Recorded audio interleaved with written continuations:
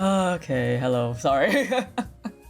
I sped ran the graphic, but welcome in everyone. Good morning. Hi Myoto, hi Rain, hi Tsuki, hi Rin. Hi, I'm here. I'm awake. Okay. Let me set up some nice Rain OST for you guys. But good morning. This is also technically my Donothon day too. Did you rest okay? I kinda rested okay. Hi Alice, Tetsu, hi Tsuki, thank you for coming by. I rested alright. I was plagued by dreams, that's all I can say. But my body is rested. But I did dream a lot. Trying to remember exactly what it was. I remember it was slightly disturbing. But I think I was too tired to actively remember.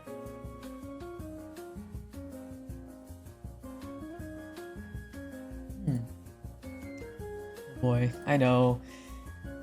But anyway, I just realized I forgot to put the updated notes into the Google document of all things. Of all things. Fire emoji.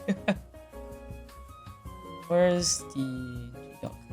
I'm gonna put this as well in the general.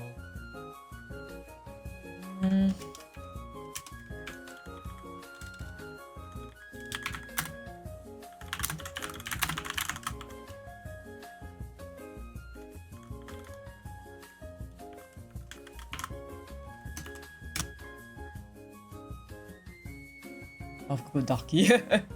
Listen, Rain. Pin that thing in general chat, please. Okay, there's a lot of things we want to cover. So, before I get into the session, I remember that yesterday we actually did beat the Donothon. Remember that we beat the Donothon goal, right? For the stretch goal for choosing a commission. We didn't settle on that yesterday because I was going to ask, and then my entire PC just said, not my PC, my entire internet just said, stop, and then it just perished. So we're gonna also like discuss that today as well. Let me just make sure. I'm gonna need to find a link for myself. Oh, it's not working. What? Is Stream Elements alive? I don't think. Is it alive? Stream Elements? Hello? Okay, it's dead. Alright, so even the bot is dead. I'll do it myself manually. Give me a second. I know that worked before. Whoops. Stream Elements. Dude, everything just said, I don't want to work today. And I'm like, okay. Oh yeah, we still got this building an OC chat. I'll definitely do that next week. I'll do like most of the OC stuff next week because this week I do need to work. But we have to pick the next commission. We didn't decide on that. And like, may I implore you that to get Idia.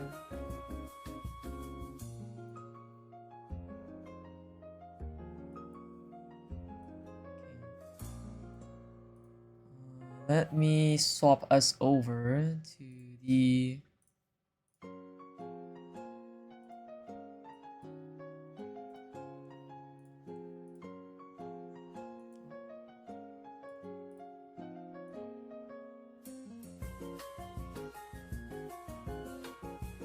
There you go. We got a nice OST now. Fitting for the session. Okay. So, let me put up the Google document first with all the updated information.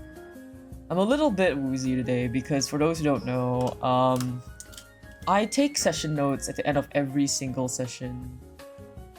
And it's like... I take note of them before I go to sleep every night. I refuse to sleep until I finish the session notes. So what that means is... I stayed up really late to finish it. Because there was just so much to look at, okay? It was very interesting yesterday.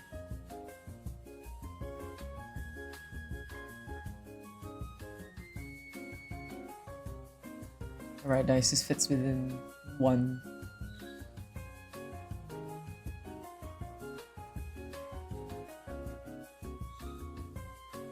Screenshotting this and sending this right, updating this into the Google document right now. Do not worry, y'all.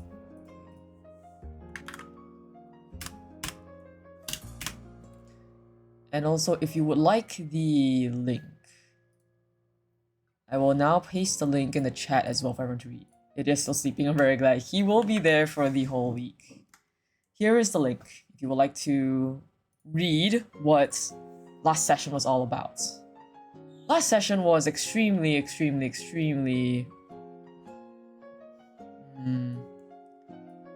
It was very happening, for lack of a better term. There's lots of things happened last session. Mostly in the roleplay sphere.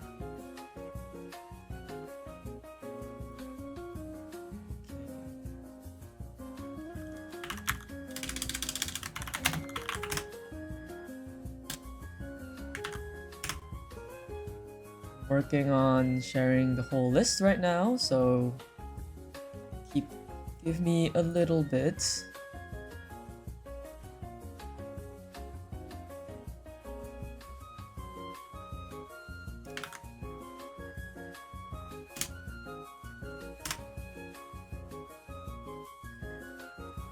And alright, this should be all.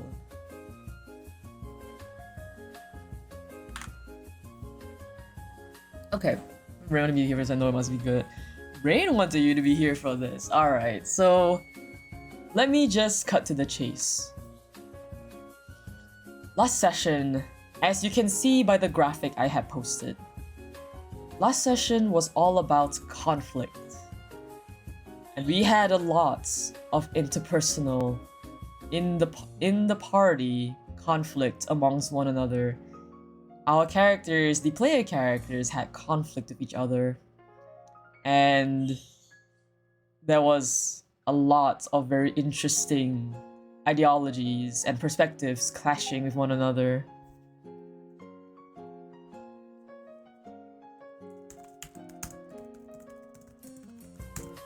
Sorry, forgot to mute my laptop there. So let me know if the audio at any point in time is too loud. There you go.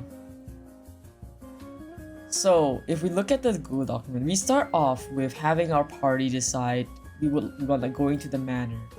Last session, we stopped on the decision because it was late and we wanted to give everyone time to think about it, both in character, like out of character, right? So today's session, we started off immediately with deciding for us to go to the manor. Bruno was a bit conflicted because there were a lot of different things that was pulling him. But eventually he settled on the manor because there were sightings of the ex-guardsmen over there. And we all know, out of character, that Bruno has in vendetta and strong want for revenge on all the deserters.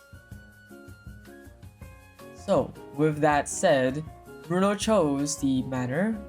Thane and Idia were pleased with the results. Tarnaft and Storm not so much, but they were accepting.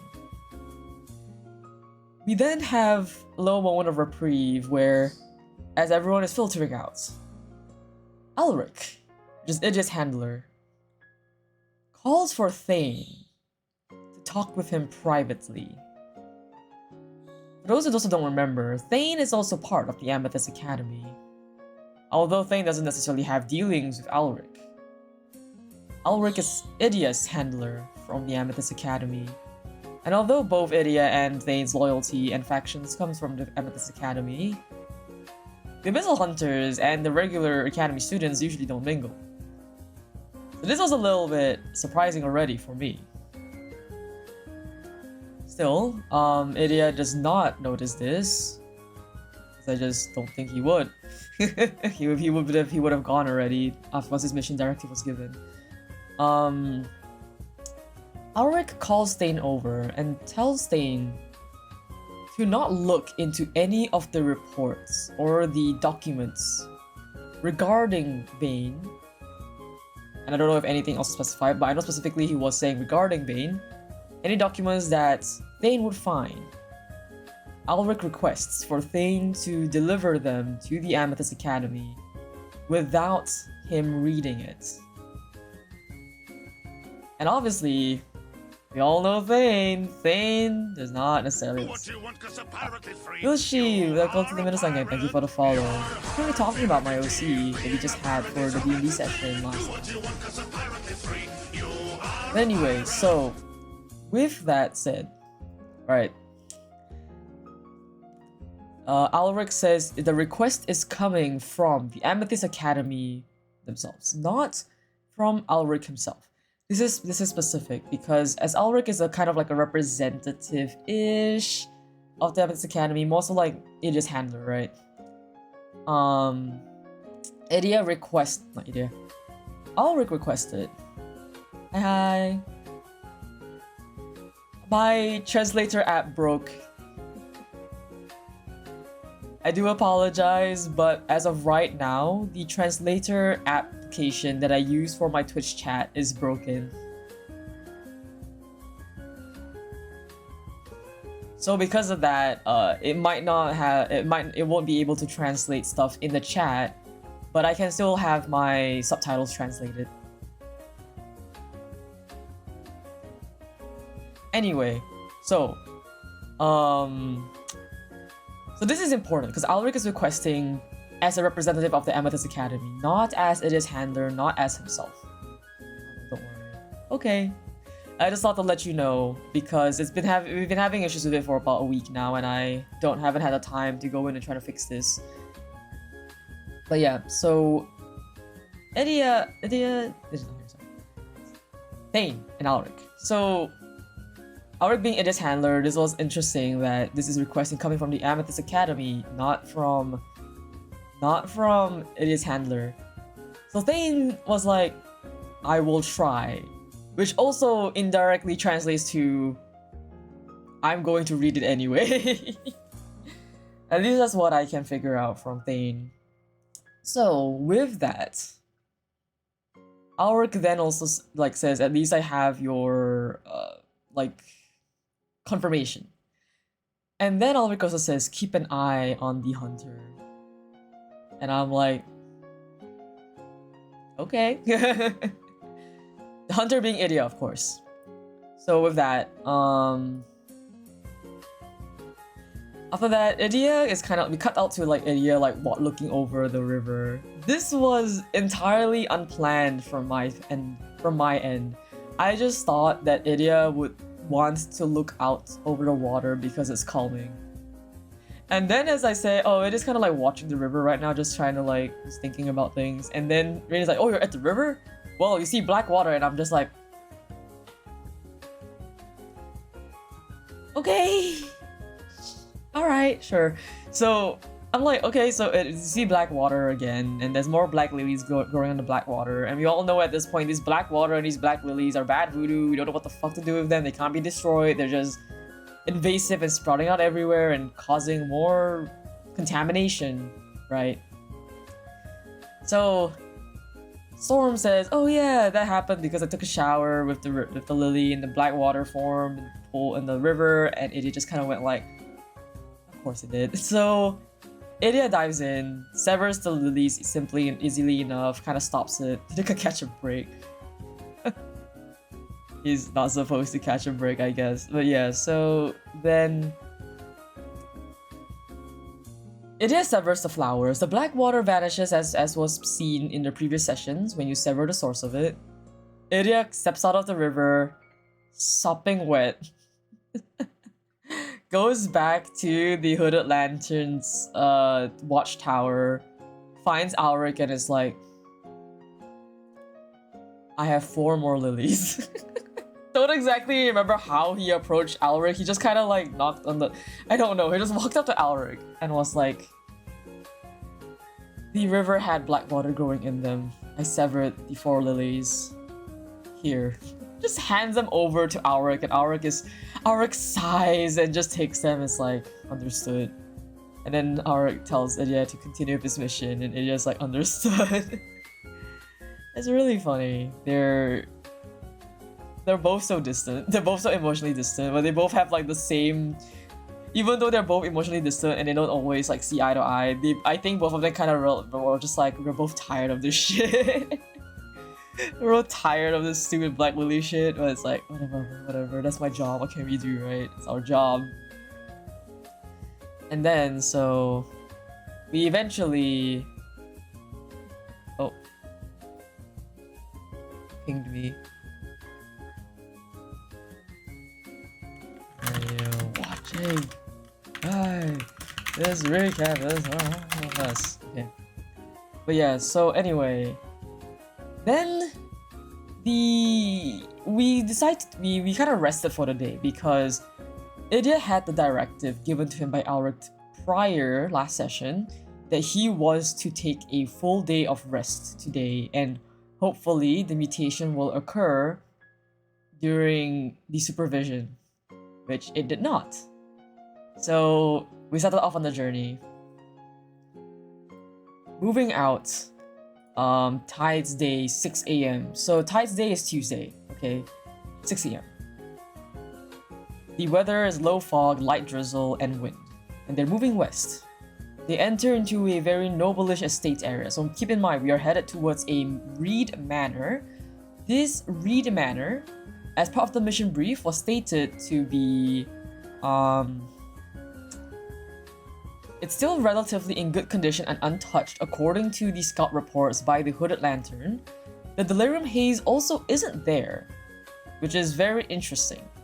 We have lost contact with the owners, the last message being a cryptic letter saying we are ready to receive our reflection. Our job is to investigate and determine what happened and what changed. It is also specified that other third parties such as scavengers have gone in, however, have never come out according to the other scouts. Also, I guess this is not important, but like, you know, River also paid us for our first mission and we went on a little like shopping adventure. We had like a little like 50 minutes shopping episode, and by episode I just meant all of us were just there like, okay, how much is this? How much is that? Damn, this shit expensive. Do we have everything? Okay, let's go. And then it took like what 40 minutes for us to like decide on all the items before we finally left. What kind of buying shit in DND, man. Anyway, so we go to the manor. Tides Day, 6 AM. We travel out west. We enter the noble-ish estates. Lots of, like, manors that look like they were used for, like, holiday manors, holiday houses, you know. But then all these, like, vegetation, the trees that used to be for luxury, for relaxation, are now warped and brambled. We stumble upon this carriage, this noble carriage, that's very overgrown with vines. On it, there is a sigil, a strange mark engraved into it, and Thane is the only one that recognizes this as potentially... Oh. Hi, Onion. Hope you had a good sleep, Tetsuya. I had a decent sleep. I had a dream that was mildly disturbing. I remember briefly like that instead. But yes, it was asleep. And sleep I will take. Anyway, so we are on to, we stumble upon this carriage, this noble carriage that had this sigil that only Thane recognized as a symbol he has seen a few times very sparingly before on Vane's personal belongings. He has seen it before on a book, and he has seen it before on, I think, let me check my notes. Oh, I did not write it down in the OOC notes. I have to check my book for this.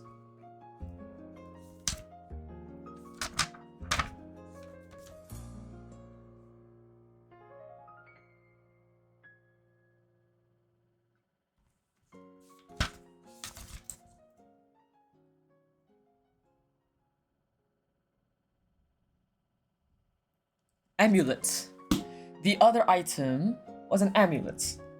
So, Thane recognizes the sigil because he's seen it before on some of Vane's personal effects, such as a book and an amulet that he wears under his clothes. A feathered cross, T-shaped, so it is standing upright. Other than that, we don't know anything about this sigil, but next to this overgrown carriage, there was a mirror shard. And this mirror shard, Idia could sense that there was a strong presence of delirium inside of it. So with all of that, Idia goes over, looks in the mirror. Everything was normal, everything was fine. He picks it up.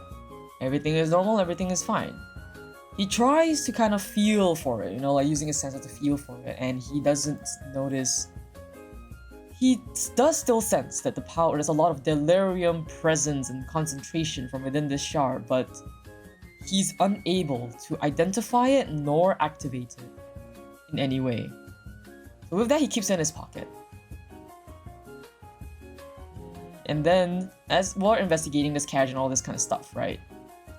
Storm notices a familiar presence watching them. Nail and Kale. If you guys do not remember, Nail and Kale are also other Abyssal Hunters, Nail being Kale's handler. Kale is number 5. And Nail is this half-elf twink with like a split iris in one of his eyes. And Kale is a copper dragonborn. It towers over them with like fins with fading into purple gradients in the back. So welcome in, Zale. I don't know if I said that yet. Anyway, so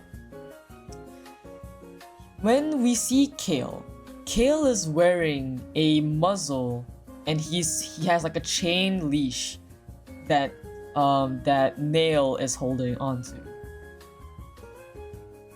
And so Nail and Storm talk while Kale is kind of just off there, like just kind of watching them talk.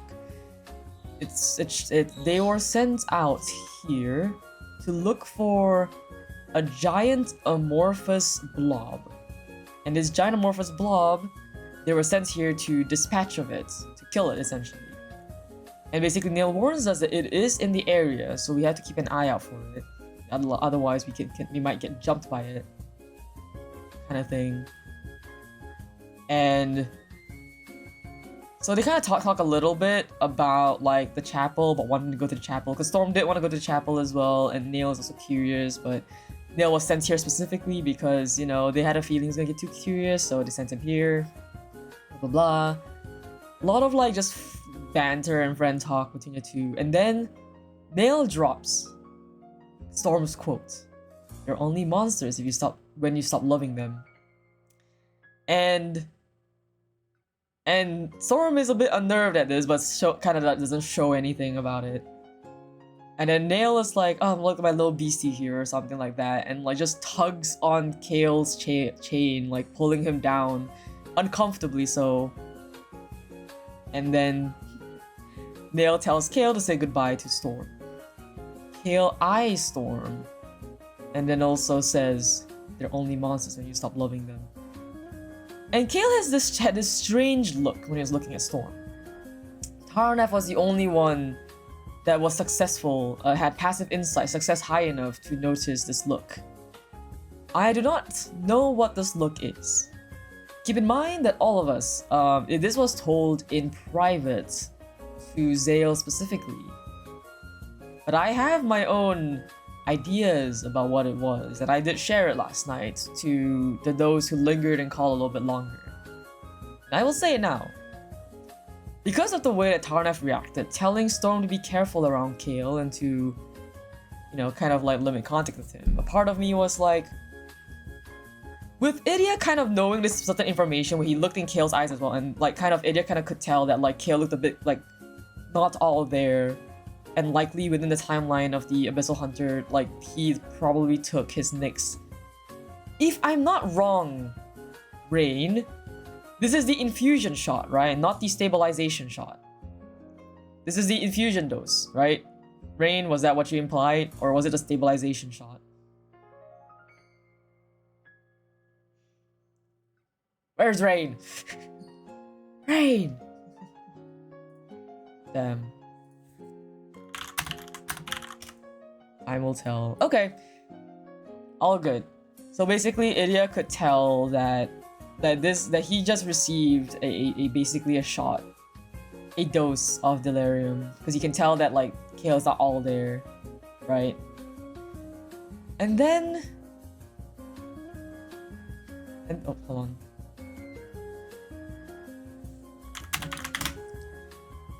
And then, so with all that, with the knowledge, with that knowledge for Idia's side, and with that reaction from Tarnaft, and just me kind of knowing Kale and Storm, I had a strong feeling that the look in Kale's eyes was hunger.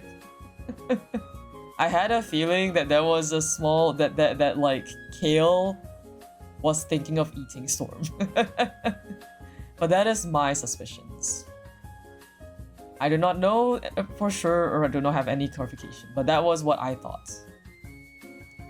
And maybe that's also, and I mean, it also makes sense as to why Kale would be muzzled then. The unpredictability of the delirium shots can mess with both the mind and the physical. So, Idia would kind of like, okay, well, I get it. So he doesn't say anything about, you know, Kale being like muzzled up. And even if he has his own suspicions about what was the thing between like Kale and Storm, right? He didn't say anything. A pocket. Storm is small and cute in the pocket. Anyway, so we move on from there. It is now Tides Day 7 a.m. This is where things start to get really spicy. It starts to get really spicy here. And then I need to drink water. As you guys probably can tell, I am not the most fully rested right now. So I do apologize. If I start going really deadpan, I'm really sorry. I am trying. But I'm pretty tired. Remember to stay hydrated. I am drinking water right now.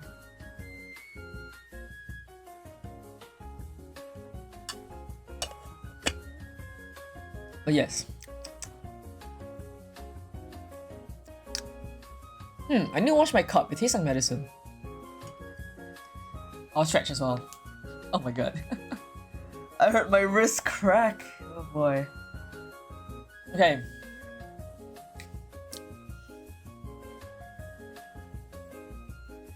So with all that going on, right? Moving on. This is where conflict starts to arise. And 7 a.m. Some bandits who are ex-guardsmen, you kind of see them resting and lounging near a fountain.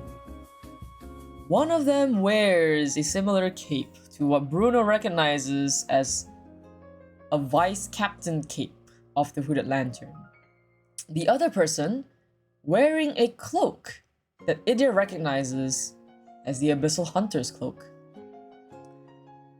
And when they both have figured that out, Idia decides he's going to approach because he wants to know about the cloak and where they got it. So Idia kind of he doesn't hide, he just walks up. There is no reason for him to be like stealthily because he's just walking up, right? Idia appears from the delirium haze that surrounds this area.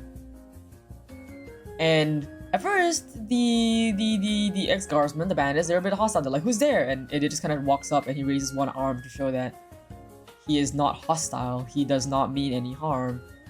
He just points straight over to the Abyssal Hunter cloak and says, where did you find that cloak? No formalities, no greetings, straight to the point. Where did you find that cloak? The guy starts to lie. Finding says, oh yeah, I just kind of like scavenge it, and immediately I roll insight check and I'm like, I beat it, and it's like, yeah, this guy's full of shit. Idia says again, I will ask again, where did you find that coat? And that cloak or whatever, right? And like his eyes like turn into slits, they narrow, almost to intimidate, right? Because Idia clearly does not look human. They don't know what he is, and they don't want to mess with this strange creature. So, yeah, the guy spills. The guy says, okay, he got the cloak off like a corpse. He was like, it was like, he was kind of scavenging, and he saw this very pretty cloak of a corpse and strange creature. I mean, Idia is a strange creature. But yeah, so finds it. He says he found it like amongst like a very heebie-jeebie area. He says it was near the east, near a chapel. He heard like a humming choir, and then took the coat and ran. And there was a letter in the coat as well. The thing is, Idia does not necessarily buy the location of where he found the coat, because it sounds like it was at St. Brenna, and that doesn't make sense to him. It was way too far out. So Idia kind of suspects that the location of the cloak was still a lie and not correct, but everything else more or less is the truth. He does manage to get the coat back from this guy. However, before he can kind of talk a bit more, the second chapel is mentioned. Tarnath walks up from behind, voice booming with thaumaturgy. Chapel? Both Idia and the other two guys get fucking jump scared. Like, they were just talking, and this guy just rolls up from behind and fucking mist. Chapel? So Idia could manage to get the coat back with Tarnath's help with intimidation to get the coat back and for him not lie. But the location we still didn't really get information of, the true location. Before Bruno starts sneaking around and going to try and stab the vice captain because he sees them as deserters and he wants his revenge. So, this is where it gets very interesting because the dice were very much in Bruno's favor. Bruno sneaks up on the guy. Attack after attack, he lands some more, the clashing, always falling in Bruno's side as Bruno is full of rage and anger.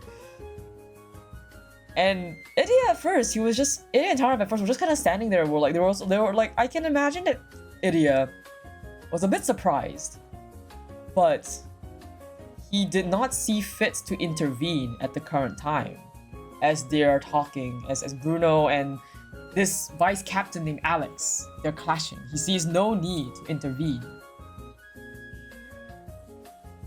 It's only when Bruno shows clear murderous intent, he is actually going to kill the guy, right?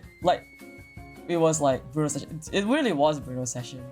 And I'm happy for it. I wanted to see more of Bruno, Tarnath, despite us going to Reed Manor. Idia had a lot of his own stuff already, so Idia's just doing whatever Idia's doing, right?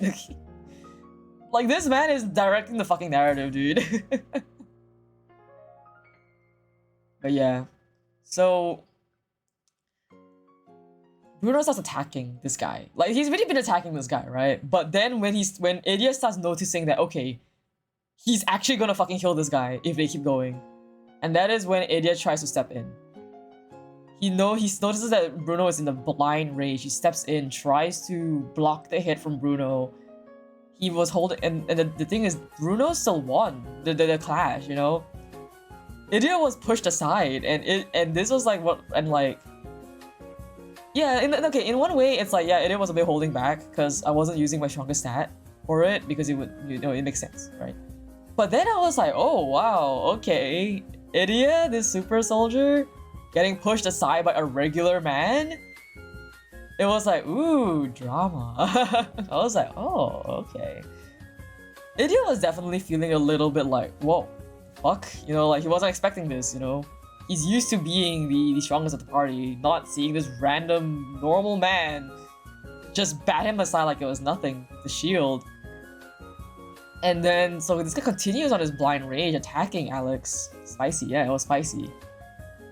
Idia obviously started feeling very like, you know, he was like, okay, we actually have to restrain him. If he's actually like going this ham, that like me holding back cannot restrain him. Oh god, we have to use, like, he's like, okay, I might have to use my full strength here. The thing is, both Tarnath and Idia were trying to also restrain him. Tarnath trying to like command him, use his spell to like slow Bruno down, like stop Bruno, right? And this Aurora maxing again. Dude. But yeah, so then Bruno powers through both Idia and Tarnath's spell, and in one clean swipe, kills both of them. Welcome in, Caldred. How are you doing? We're talking currently about the previous night's D&D session, the OCs that we were playing in Dungeons & Dragons, in Rain's campaign of Drakenheim. But yeah, so the thing is that what was interesting was that during this conversation, the vice captain claims that Bruno deserted them.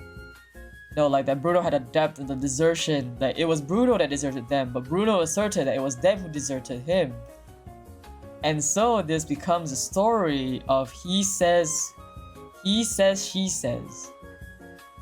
And Idia, that's why Idia didn't like choose to intervene yet. Idia was like, there is a clear conflict, there is a clear difference in what is the story here. So Idia decides to, he was waiting it out before he started intervening because he was trying to discern the story, right? But after Bruno kills both of them, Bruno collapses onto the ground, fatigued, conscious, but fatigued, after the events where he lost control. By the way, Blobby actually rolled for the character, rolled for the character's control. He had advantage and he had to pass a DC 10. He failed, and that was when Rain took control of Bruno and killed them both. And when the sword falls, Idia just stops because, well, they're dead now. There's nothing he can do about that. Looks over to Bruno. We're all watching Bruno. He sees on the floor. Suddenly he curls up and he starts crying. Bruno is in clear distress from after all that. And our party doesn't necessarily do emotional support that well. So the only one who went to try and comfort Bruno was Storm, kind of like try and pat him on the back, like there. I'm not so sure what everyone else did, but basically nobody else kind of approached. And for Idia's case, I can just imagine he just kind of, he didn't really care. Yeah, he kind of like turned away and started looking out into the distance silently. Self-help book. Yeah, right. Yeah, Tarnath gave him the self-help book. Fellas, yeah. Like, Zale helped in his own ways. Gave him the self-help book. I completely forgot about that. That's really funny. I will put that into the notes before I forget.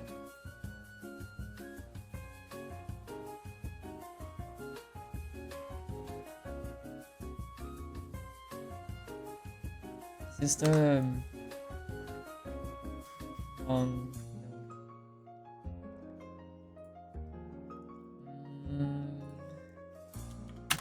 Storm pat Bruno to try and comfort him. Tarnath gave Bruno a self-help book.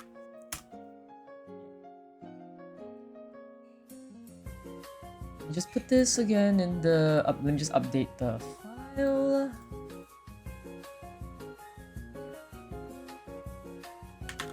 All right. So, the thing is that I didn't say this earlier, but as Idia was approaching the two guardsmen, he eavesdropped on their conversation. There's conversation about the... Wait, did I not write this down? I did not write this down, My bad. I will write this down in my notes right now, but I have it in my book. I have it in my book.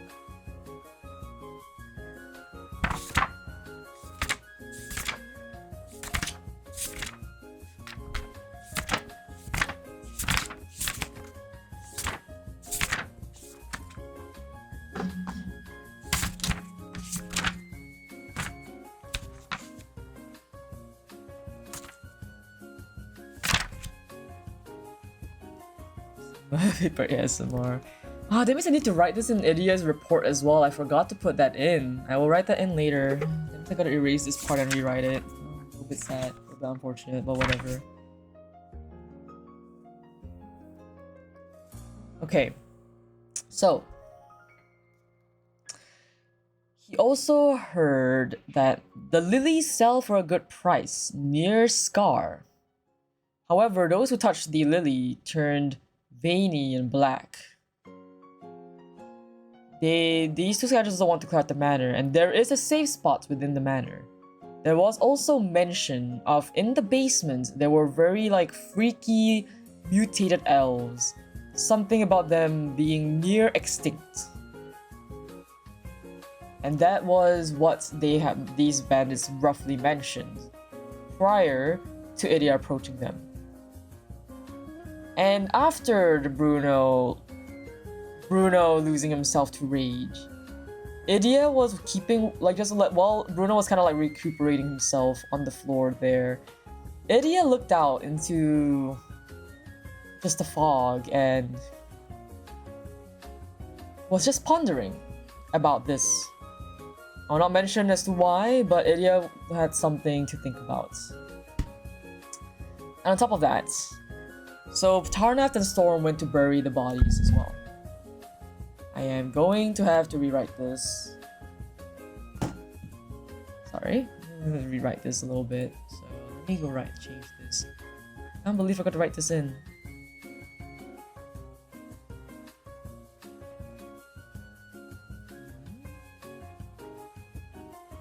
Oh my god!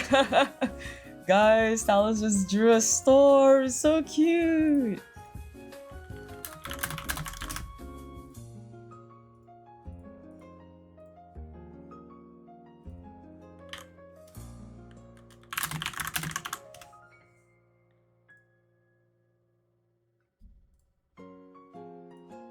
So cute.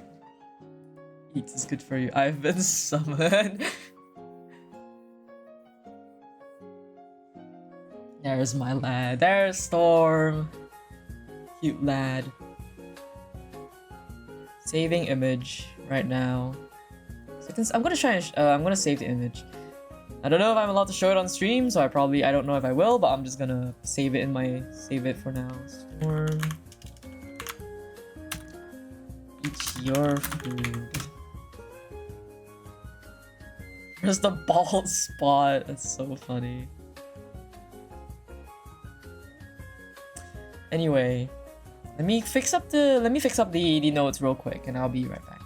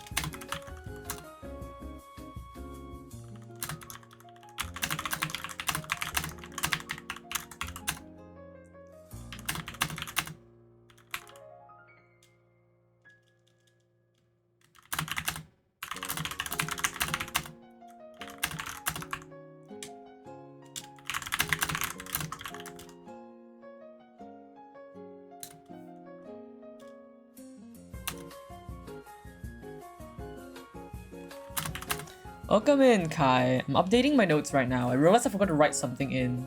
I'm adding it in right now, just to make sure. Hello, Kai. We are currently at the section of the story where Bruno killed the two bandits.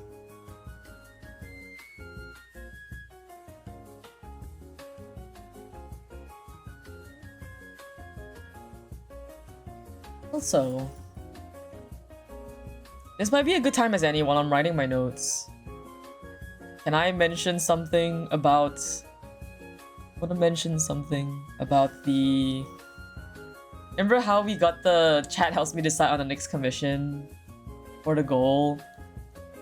Sorry, the reason why I keep bringing it up now is because actually there is somebody I'm eyeing for a commission. And it's their final slot.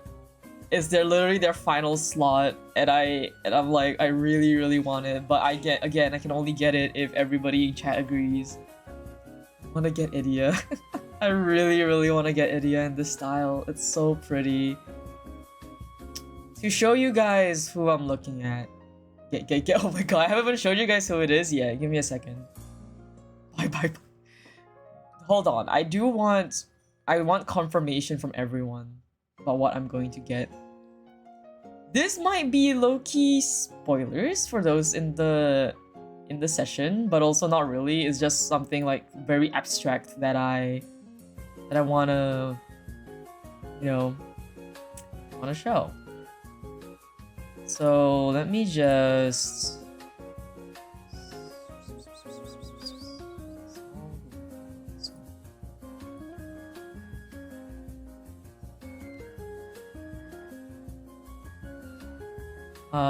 I don't know how big this file is. Oh, it's huge. Okay.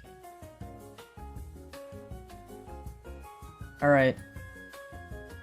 I want you guys to look at this. I want this for Idia so bad. Please understand. Look at this. I want the style for Idia so badly. Do you guys understand? You guys understand? I want this style. You wanna hear me out. The rendering is so nice. I know. Hear me out. I want to get Idia somewhat like this, where he's kind of like standing like a portrait, you know. Like imagine like walking into a manor, the manor portrait, you know, hanging on the wall. There is like a portrait of a person, right? But I want to lean heavily into the horror story vibes, where it's like you see the man in the photo, you see the man in the painting, looks like this, but then you see in the shadow on the wall, it is not the same man. Yeah, it's the vibe is the oil painting covered with a cloth above the staircase of a dusty old manor in a study. Like that style. That is the style I'm thinking about. And part of me is like, oh, I want that. I really want that. Because the thing is the vibe, when you see the painting on the manor, and then the horror story vibes that you turn down the corridor, and then you see... Hi, Curry! Hi, Curry! Everyone say hi to Curry, Papa. She's the one who rigged my model. But yes, so... This... I'm just like, this... The vibe of, you see this nice portrait of Idia, and then you look over to the side and you see the monster that he's become. Okay? Understand. Do you see it? Do you understand? The vision. I want the walls to have the shadow that is morphed, warped, and monstrous. Say let's buy it, okay. Get it, okay. Chat believes it? Chat believes it? Okay, is everyone okay with this? Okay. I believe, okay. That case... Oh my god, Miyoto! Miyoto! You're insane!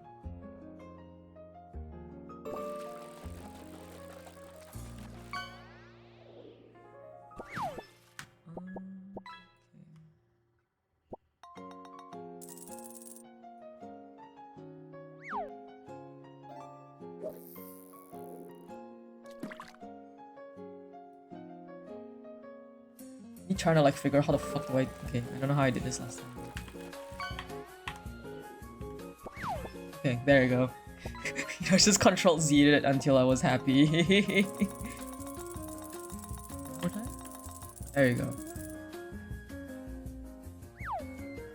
Yoto! Yoto, oh my god. See a little time like crave, I don't know what to say. Oh my god, thank you for the gift sub to both Kari and Kai. Yoto, please. Dude, Myoto. Oh, hi Ayumi, welcome in. But yeah, like, it's so funny. This is a Donothon and Myoto is like, have a sub. And I'm just like, Myoto, you're too kind. You're truly too kind. Myoto alone has like actually, for those who don't know, I'm actually having a Donothon right now because I was actually trying to pay off some medical bills. Y'all like absolutely fucking crushed my goals in like less than an hour, less than 2 hours. And I was like, I'm so thankful because I can actually pay for my medical bills. I just sub. Oh, Myoto, you're too kind. I'm very honored. Holy shit. Myoto the Leviathan. Truly. To nerf Myoto. Yeah, I had to nerf Myoto. I had to be like, no more donation. Stop. I literally ran out of goals and I had to make a new one. So I made this one. This is the final goal. If we do manage to hit like 2,000 in Donothon, I will post pictures of my eventual Ulpiana's cosplay. This will be the first ever picture you guys will ever, I think first ever and only picture you guys might even have a chance of seeing my skin.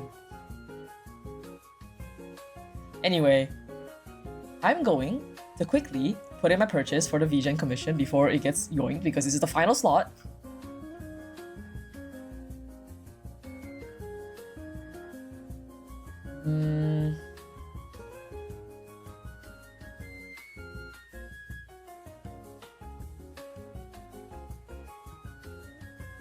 Okay, let's see. For landscape. Yeah, I think I just want a portrait. I want... Let's see, accept terms of request. Okay.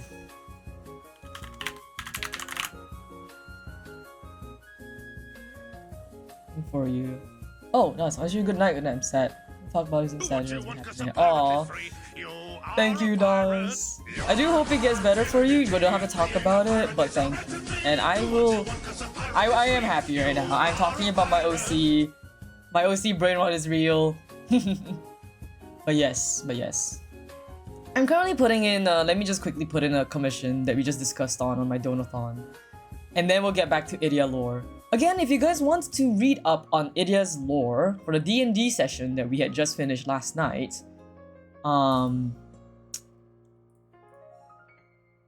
here is the link to it.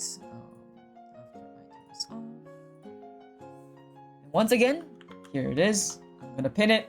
I'm gonna lose it. Here we go. Alright, while you guys enjoy reading that, I'm gonna quickly put in this commission. You guys wait for me, okay? I'm gonna put in this commission first.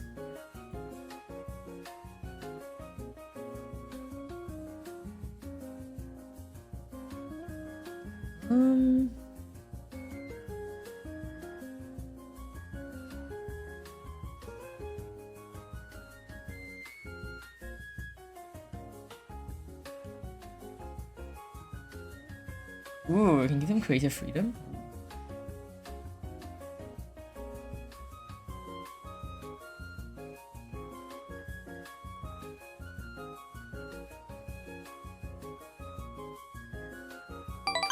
Oh.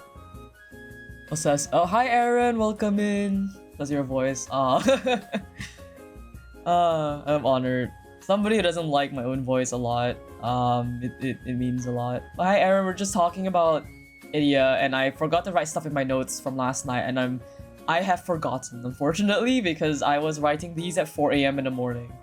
Which is why you may notice I'm a bit more lower energy right now. It's because I am just physically tired, unfortunately. But yes. Let me...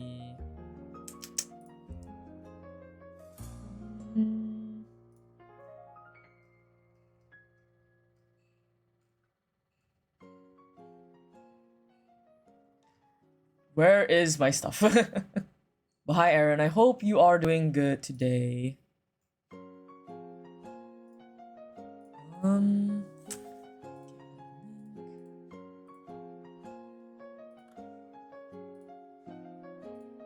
Sorry, I'm like doing this right now because I'm really genuinely afraid that we're gonna I'm gonna miss the slot because this is the last slot. If I don't get it, we're gonna have to wait for next month, and I don't want I want to get it now.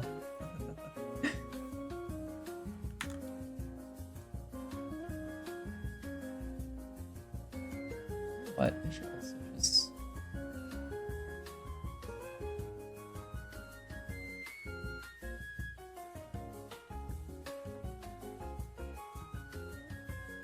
Shortcut here.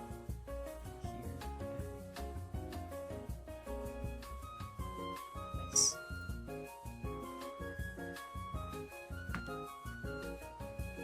Do you play Valorant? Oh no, I don't play Valorant.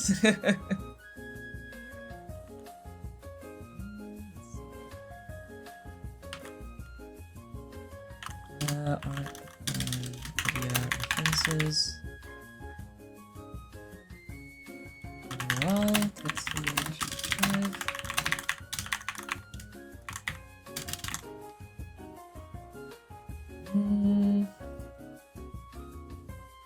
I'm doing good. I'm just a bit tired, but that's on me for sleeping at like 6 a.m. in the morning. And then waking up early to do a morning stream. That's completely on me.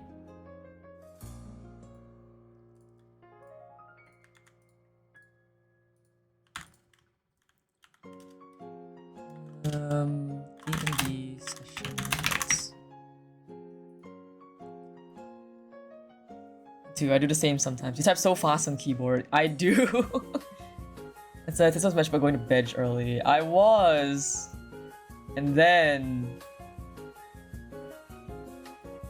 I got it perished.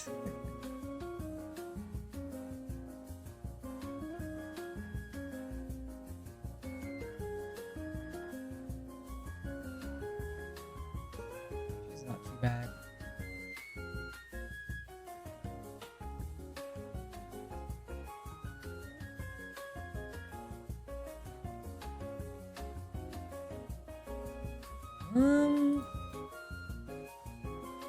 Okay. What have happened? You know how to speak here. What happened was I got very carried away with working on the session notes. If you look at them, they're very in depth. And also we just had such an eventful session, right? With Bruno fighting, you know, even Idia and Tarnath fighting, all the lore drops that were happening, the confrontation between both Bruno and Idia and Tarnath, so many things happening. And still, I had to sit down, I had to think about it. There were a lot of things that really went down.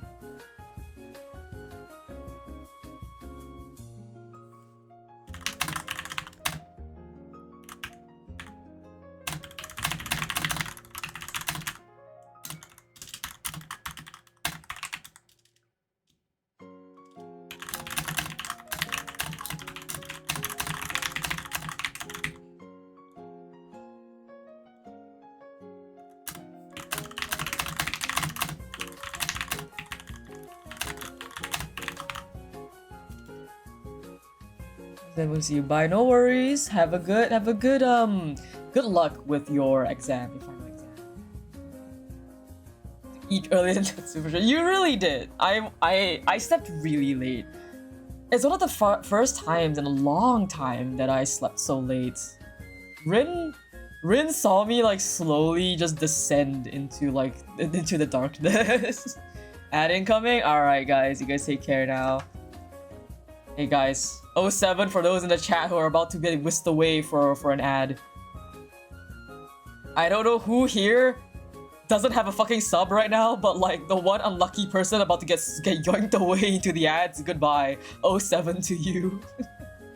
And I was like, what the fuck? Dude, Blobby woke up. And literally Blobby woke up and saw me still in VC. I was like, good morning, Blobby. It is 6 a.m. What are you doing? VC. Yeah. Mage was also staying up really late. So...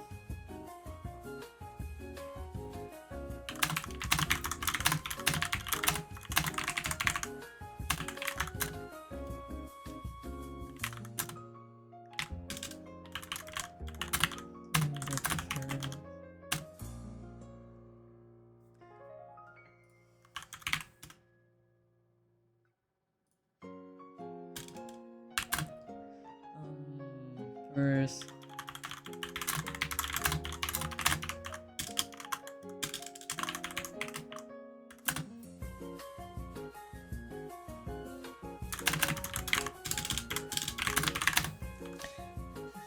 Still in VC, I was like, what the fuck, guys? Like, dude, I was there for a long time. I was there.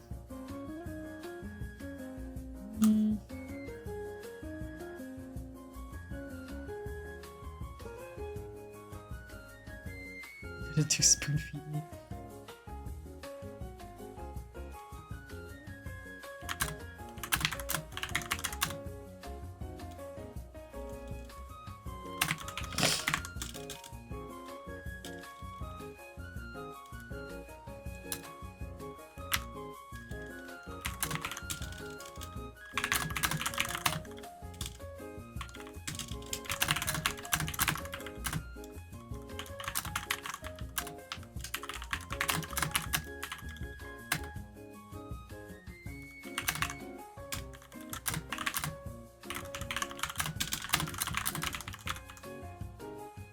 I'm more glad you're getting forced day of rest now.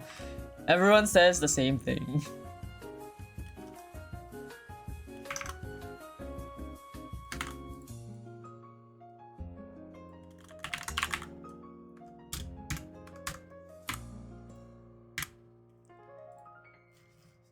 Alright, slowly updating my reports. Alright, Rin, the report has been updated. If you want to see the new segment I added at the very end, then yes, go right ahead. It really went stern mode. Listen, we all have come to realize that for some reason,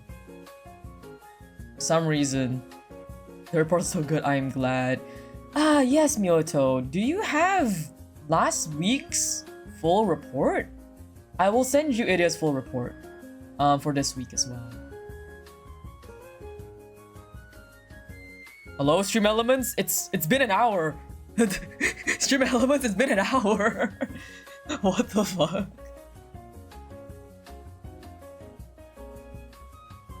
This is so funny. Hello, Stream Elements. It's been an hour since I gave you that command.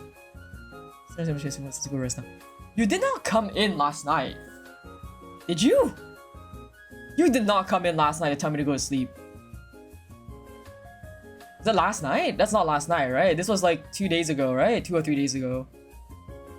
I do not remember you coming in last night. Not last night. Okay. I was gonna be like, dude, if I fucking like just phased out Kai coming to yell at me, that'd be hilarious. The other day, yeah. I remember the other day. No worries. In that case, I'm gonna send it to you.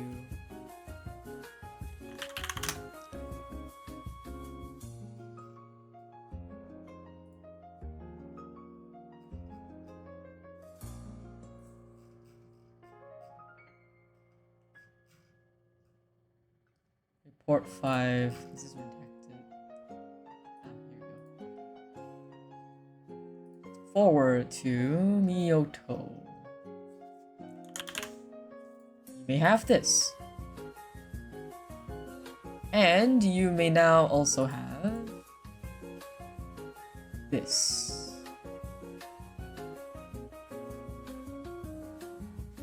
Because it was on the brink of collapsing and I could tell.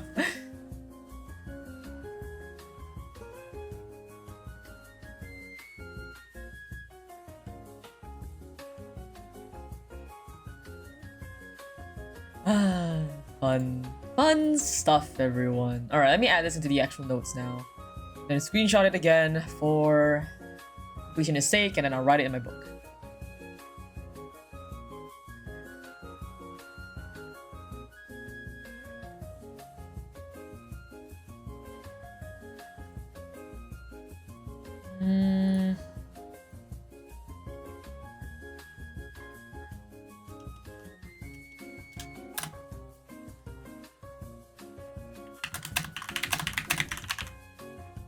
Approaching them.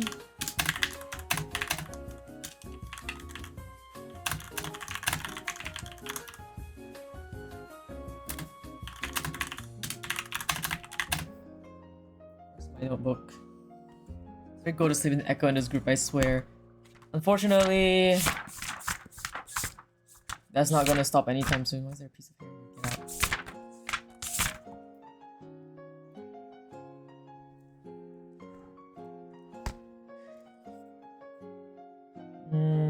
They mention the black lilies fetching a good price in the scar. Safe haven in the... Oh no.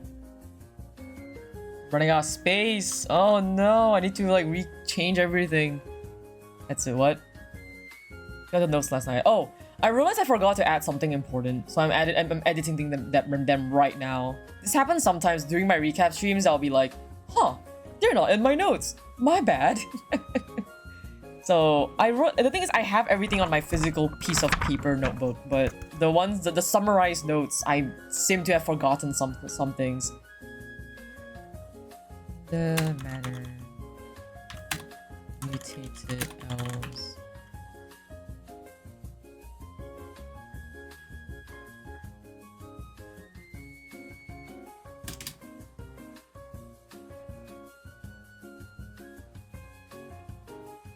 Mutated elves in the basement. Freaky. Near extinct.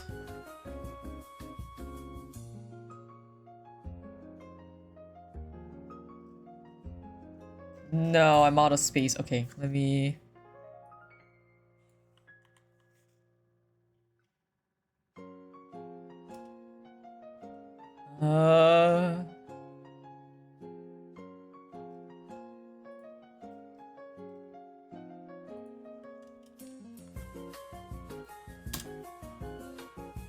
Okay, this looks correct to me.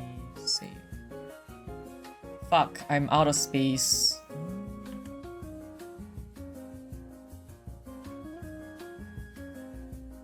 Okay, I guess I gotta like just... Fine, just repost. Okay. Alright. Too many notes. Very eventful drama. Very, very eventful session. I need to write this down later. See you for now. Hopefully it doesn't press anything on my fucking keyboard. Alright. I think I only changed the 3 PM onwards. I'm gonna like just do that. Actually, no, I need to change everything now.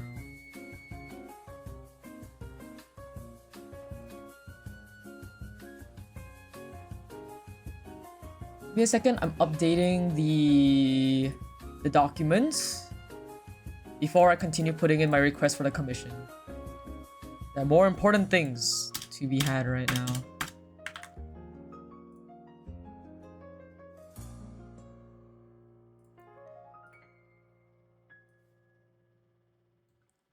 You wanna see the drought or eat my food?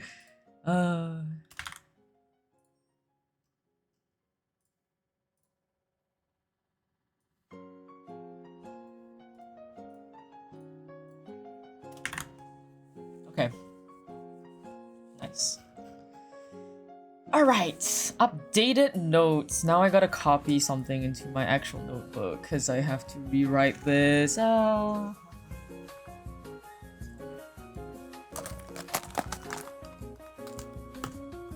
Pencil and eraser.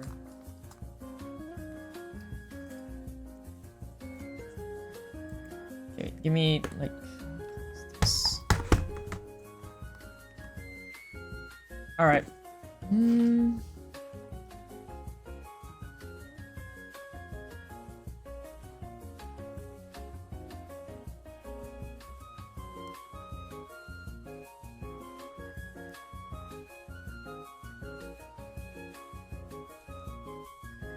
If only you guys could hear the writing ASMR I'm doing. It's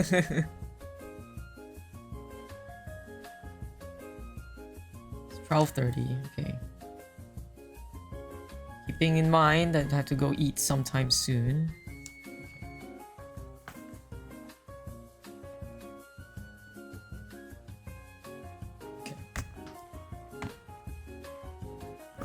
Writing ASMR time. I don't think you guys can hear this though, fortunately. But yes. You can hear my paper, but you can't hear me writing.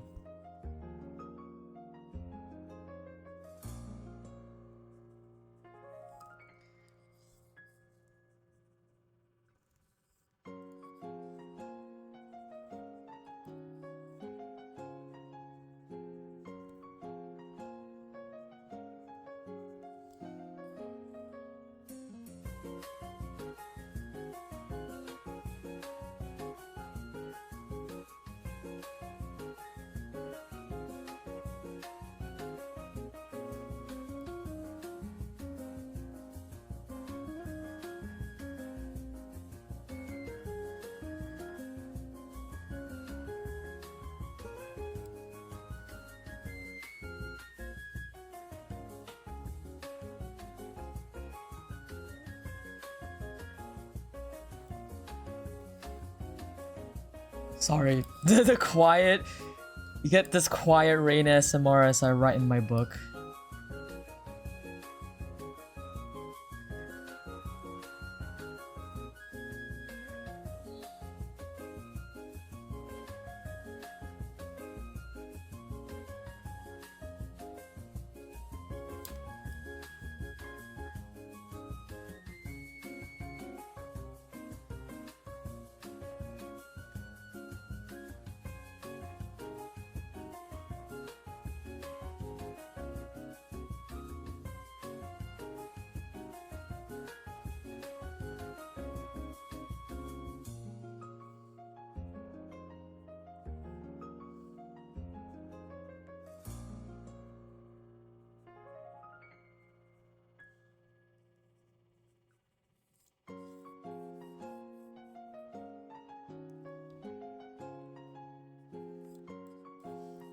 Corruption status. Actually, I just realized Kai doesn't have my full notes, right?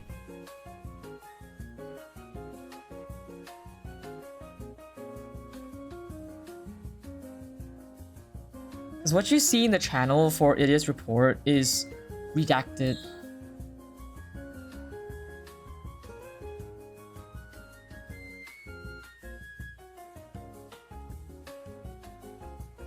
Alright.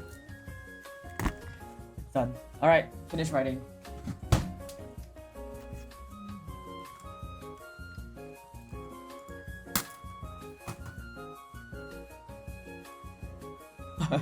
Don't DM me. What's this? It should be a lunch redeem! Rest redeem. Oh, I am planning to make like a forced rest redeem soon. There will be... I will make a redeem in the future where I hit... If at like 1,000,000 channel points, you just forcibly end my stream on the spot. And then I have to rest the rest of the day. You DM me. Yeah. Not the one that just DM'd you. Okay. I'm gonna DM you this one. Kai. The one I just DM'd you, those are Idia's full notes for last week's session. Same here, Jesus Christ. You guys really just want to end my stream. I start stream, immediately just ends. I'm like, oh, okay guys, good night. See you guys another time, lol.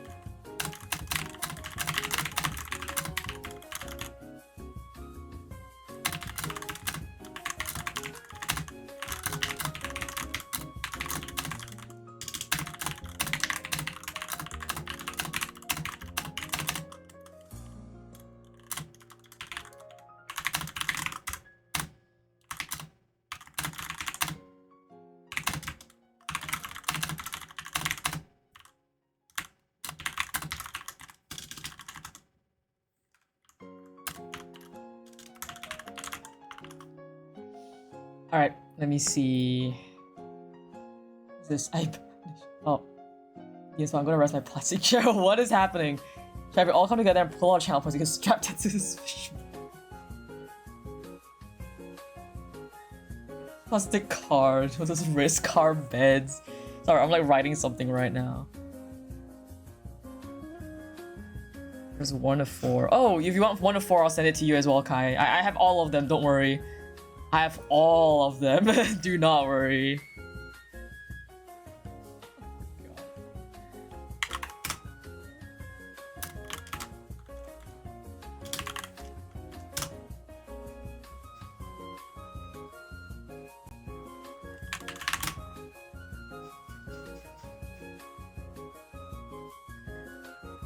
Okay, so here's 1 for Kai. I hate the fact that it just keeps jumping between the thing. Then here's 2 also for Kai. Then here's 3 also for Kai. Here you go, Kai. Enjoy reading all of these fucking reports. And here's 4 as well also for Kai. There you go. Enjoy. Enjoy Idia's full reports. Okay, take care, Dale. Take the alert.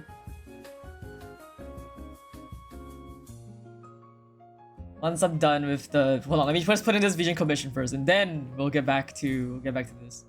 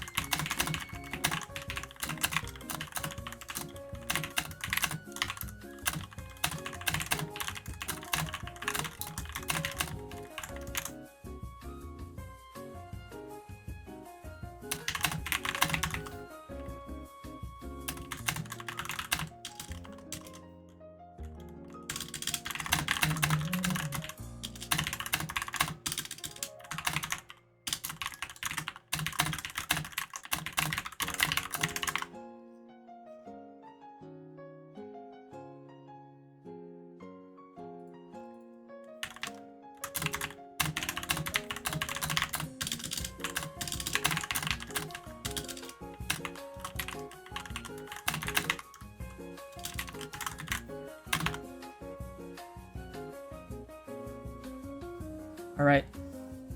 Submitted! You know what? Honestly, at this point, just getting any kind of Bev or Kai seems redundant because this man doesn't want to sleep on the bed. Anyway, with all that, I'm done with my notes, updates, and everything like that. We can do it. We can. Okay. Let's get back to it. Okay. So where was I? I was talking about Bruno's shutdown. This was where we were talking about Bruno. He attacked and killed 2 people, and this was where I realized that the reason why we took that long break for me to settle my notes was because I completely forgot to note down any kind of relation of what the bandits said and what Idia eavesdropped on, and I was like, oh, my bad, I need to put that in right now. So I had to recap time. Sorry for taking so long on the recap. I will also have to go eat soon, so I'll try to recap quickly and then go for lunch, and then I'll be back for work stream for the rest of the day. Anyway, quickly recap on what we went through earlier, okay? In the morning, we chose to go to the manor. We found the black water. We dissevered the lilies. Idia, Thane talked to Auric privately. Or Auric talked to Thane privately, the other way around. And then then it was like 6 a.m. Ties Day. We travel out. This is where we found the mirror, the carriage, the sigil on the carriage. We find Nail and Kale. Strange things with Nail and Kale. 7 a.m. is when this is where we approach the bandits. Idia got the Abyssal Hunter coat. And Bruno kills the 2 of them. So that's what we have gone through so far. Now continue from there after eavesdropping. And also even trying to give Bruno some help book. Wait, did I forget to? I forgot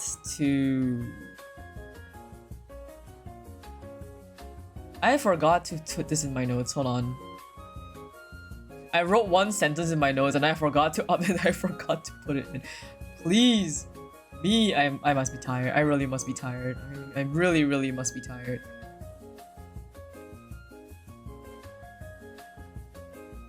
Oh no, I did add it in. Okay, I just missed it. I did add it in. Okay, I'm not as tired as I thought I was.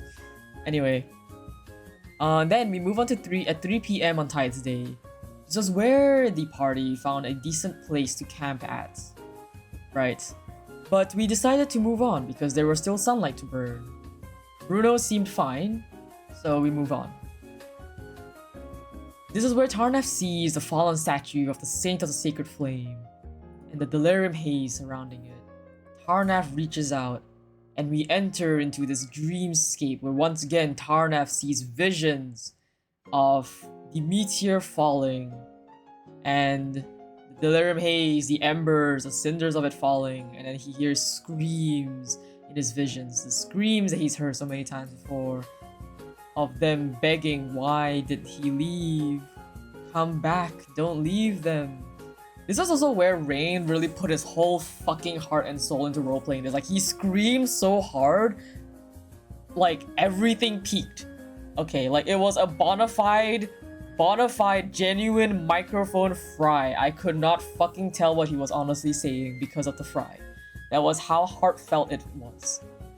I still figured out what he said in the end, but it was very much like the roleplay. We were all so wrapped up in this roleplay with how Bruno and Alex were fighting and killing, the roleplay, and then moving on to this scene, the roleplay, the energy carries forward, and then Tarnaf hears all these voices and then reveal Idia blinks. He was also there in the vision, just behind Tarnaf's shoulder. He saw the whole thing. But I don't know if Tarnaf saw Idia, but Idia was like, what? He blinks, he saw it, he saw the whole thing, and he just blinks again, and then he's like, he doesn't say anything about it. He just pulls the familiar mantle of Vane closer around his shoulders. Tiny, strange, empty comfort. And he continues on. 10 p.m. on Tuesday. This is where we find another resting spot. It's in the backyard of a noble estate. Small empty pool. It was like the walls, was good to hide and put a resting camp. And there was very awkward small talk that happened. Storm tried to make small talk as he cooked food for us, tried to lighten the mood, but to no avail. None of the party members were necessarily the most talkative. Idia was not. Idia was quiet, pondering, just drinking his soup and looking off into the distance, not really adding to the conversation or small talk. His presence there, not that he was invisible, in a sense. The problem with Idia is that his presence is so visible that when he doesn't partake in the conversation, it's almost jarring. You know what I mean? Usually, somebody who's more invisible, they can just kind of not exist and they kind of melt in the background. No, Idia doesn't. He's there, he's very present, but he's actively ignoring the conversation. So, and the conversation becomes so awkward, as well as Thane and Tarnath trying to trying to talk about should we talk about Bruno? And then Idia just kind of shrugs and brushes it off. It was very awkward small talk. And then they go to bed. And that was when I say, Idia wants to talk to Bruno. And this is also where we start taking the shift. So Bruno and Idia take first shift. As they're sitting there quietly, some time passes silently. And then in the middle of their watch is when Idia says, talk about Bruno. In the middle of the watch, Idia just turns to Bruno and says, why did you kill them? No formalities again. No greetings, no easing into the conversation. Straight up, he just asks what he wants to ask. He breaches the topic just abruptly. Why did you kill them? And Bruno basically says I don't know. I didn't mean to. And Idia pushes. Just because you didn't mean to doesn't mean you didn't have a reason to. You didn't mean to, but you started it. Idia pokes more and more, saying what is this about the depth he mentioned, the desertion. And then Bruno was saying no, it was them who deserted me, I just wanted my revenge, they left me behind. And then Idia said, but he also said the same thing about you. How can I trust you? How can I trust you?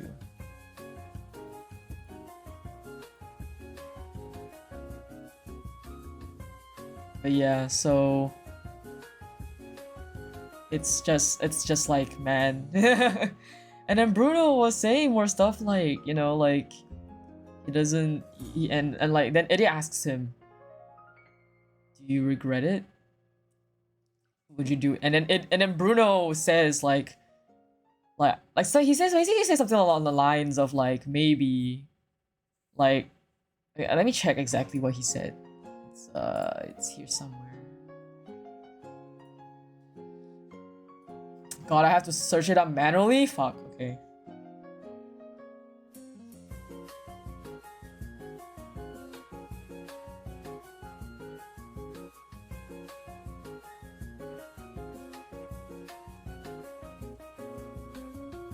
This was talking about shrimping. Oh my god, how I wish I could search in the VC chat. I can't. I have to manually scroll up myself.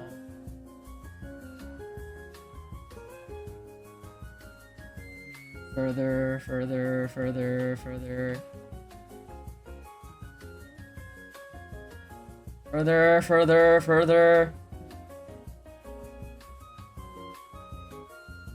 Oh, this was when they ripped it out. Okay, hold on.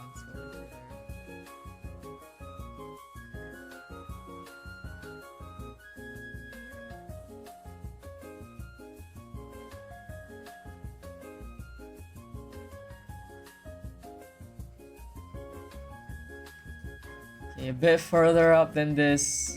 Okay, yeah, I found it. Yeah, then Idia asked what's your connection to them? Do you know them? And then Bruno was saying they were deserters when the meteor fell, part of my unit. At least the talkative one was.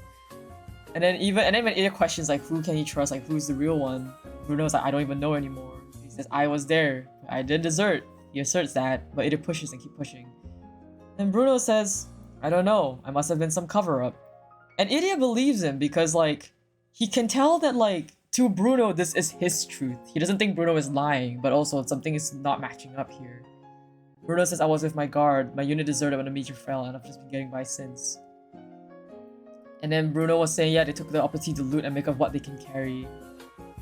Like, basically, like, saying it's like why he didn't like them. Oh, hello, welcome in. Recapping. Yeah, we're recapping my D&D session right now. And then Bruno says, I didn't want this, but I can't say I wouldn't do it again. Yeah, because like Idia asked, like, would you do it again? Did you want this to happen? Did you want to kill them? Right? And then Idia asks him, so you will do this again, is what you're saying. And then Bruno says, maybe. And then everyone is like eavesdropping. So then like Idia asks him, so, adept, do you have adept? And then Bruno was like, you know, must have been part of cover, sorry, I didn't desert, and definitely not because of depth. He's like, why would I? And then Idia insights checks him, and he's like, yeah, I know you have. He's like, yeah, he knows he's adept. And this is where Idia was just like, I remember clearly, because Idia was saying something like, I understand you have a depth, and your goal is to clear your depth. And whatever vengeance you might still have within you, it is none of my business. If you're going to kill these people, it is none of my business. However, watch yourself. Watch yourself for the enemies you may make during this. If your actions get in the way of my mission, I will not hold back, and I will not hesitate. This is my warning to you. And then Idia stands up and he starts to walk away. And then I decide I want to make a perception check to see who's eavesdropping. And everyone in the fucking party is eavesdropping, okay? And then I roll. I just want to. They really went, what's your problem? He kind of did, you know? He really kind of did. Yeah, cool, don't make it mine. Yeah, no, literally, that was the whole point of the conversation. Idia just wanted to know, like, is Bruno going to be a hindrance to his mission? This was basically the conversation where Idia was like, I need to know if this is gonna fuck up my mission. It's gonna make it my problem. And he notices that some of them are eavesdropping, right? I didn't have to pass on everyone, so the thing is that I just needed to know if Idia notices at least one person eavesdropping. And he notices that the people are eavesdropping. He pauses, and then he says, this goes for the rest of you too. And then he leaves. He leaves to patrol, and I'm like, yo, it is fucking Armax. Look, I know who's playing him, right? But like, dude, like OC's, dude, he's such a fucking badass. And then, like, the more I play him, especially like in the previous session that we just had, I'm realizing more and more that like Idia is very like he's turning quickly into the anti-hero of the group. The anti-hero of the group who's at the current moment like at the helm of the group as well. Like this is clearly not good. Like this is the recipe for disaster. No way. Dude, with everything that happened last session, Rain, Idia is my monster character is emotionally stunted. Yeah, he's a problem core. He is such a problem, and I'm like, I wanted him to be okay. Out of character, I was like, I wanted there to be conflict. I wanted conflict. This is kind of the goal I've been working on for a while for my own character. I want him to have conflict with the party, with other people, because his point of view is so. His point of view is extremely specific and, in a way, quite heartless. So it would make sense that he would clash, that he was gonna be a problem. And I'm like, hell yeah, I've been waiting for this, okay? I've been waiting for this out of character. I just needed a reason for Idia to start being a problem. But yeah, anyway. So when after that, like Bruno kind of like heads in hands, everyone kind of like felt the fucking mic drop as Idia left. And Idia, so then Idia and Bruno go to sleep, and then it's Thane and Tarnav's turn to take over. And they have, oh my goodness. Dude, it's been 2 hours, Stream Elements. Myoto gave them the sub 2 hours ago. Stream Elements, are you okay? Okay, so apparently anything in Stream Elements right now is like we're an hour behind in the delay. This is so funny. I think the Donothon really broke Stream Elements, guys. It's really funny. Actually, wait a minute. Guys, I just noticed something. Guys, wait. We hit 800 followers. Wait a minute, we hit 800. Wait, I need to report this. Wait.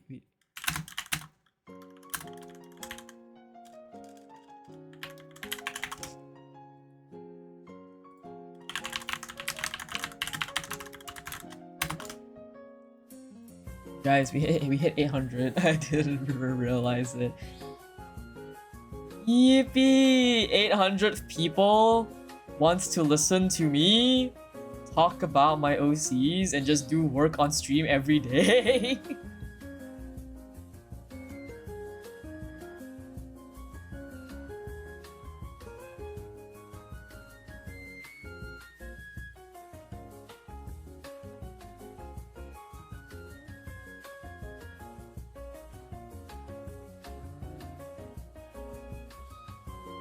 Okay. This looks good. Alright, I should also post the stream thing. Okay. Where was I? Ah, yes. 800 followers, everyone! Yippee! Amazed. You know, I'm surprised we made it this far, honestly. Thank you, everyone, for all your endless support.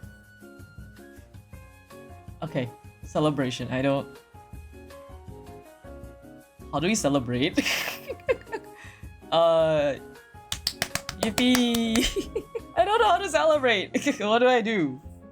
What? I could sing a song and celebrate. Even more rest. Okay. Good night. Just sleep.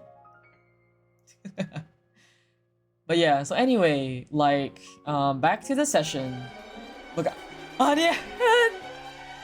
Onion. Oh boy. All right. In celebration, we are going to have some fireworks. Ow. Oh Christ. I hear the violins. I hear the strings of my demise. Oh my goodness. It's happening. Ow. Oh god, okay. Wait, think of my 10k redeem Aishite. 10k redeem Aishite. Ah. Oh Christ. 10k? Oh yeah, right. You can make me sing a song for 10k. Oh god. Oh Christ almighty. Is there still one more? Oh, there is, right? Oh, okay. Is there still more? Ow. Congrats, guys. We had fireworks in my house. Oh, god. Yep. Fireworks, everyone. Okay. In celebration of 800 followers, I get beat the fuck up by Onion. Oh, Ripple! Okay, we'll add Ripple to stream. Ripple. Ow.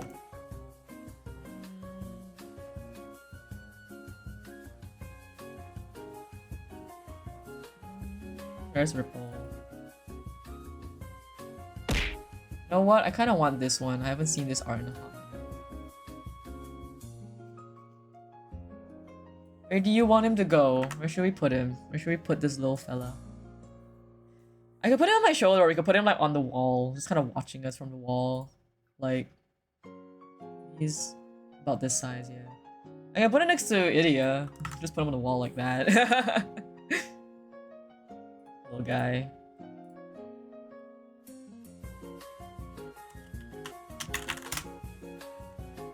Alright, where are y'all?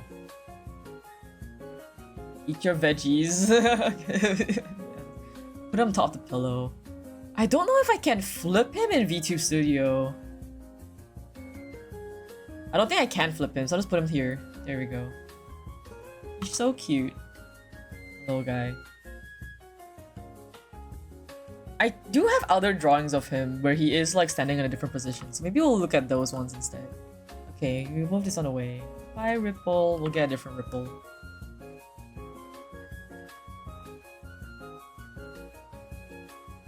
Big Ripple. Here. There we go. How's that? Look at him. Perfection. He's my boy. Also, trust me, it's really funny and coincidental that even my own pet bird matches well, he used to match my color scheme. Poor Ripple. I love him forever. Anyway, so yes, also Rain was referring to like Aishite by Kikuo. I don't know if I'm gonna do I don't think I can fucking hit that note. I'm gonna be so for real with you guys. That song is extremely high. I don't know if I'm going to hit it.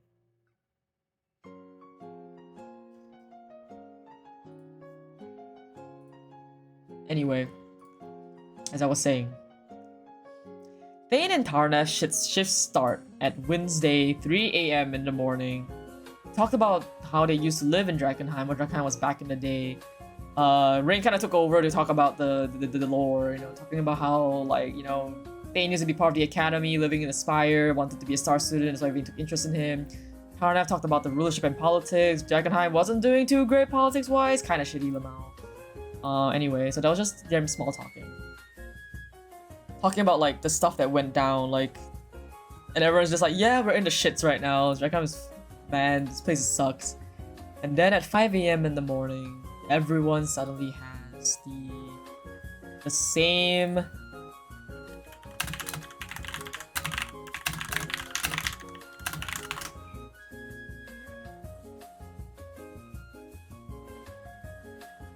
okay, so then everyone has the same nightmare again.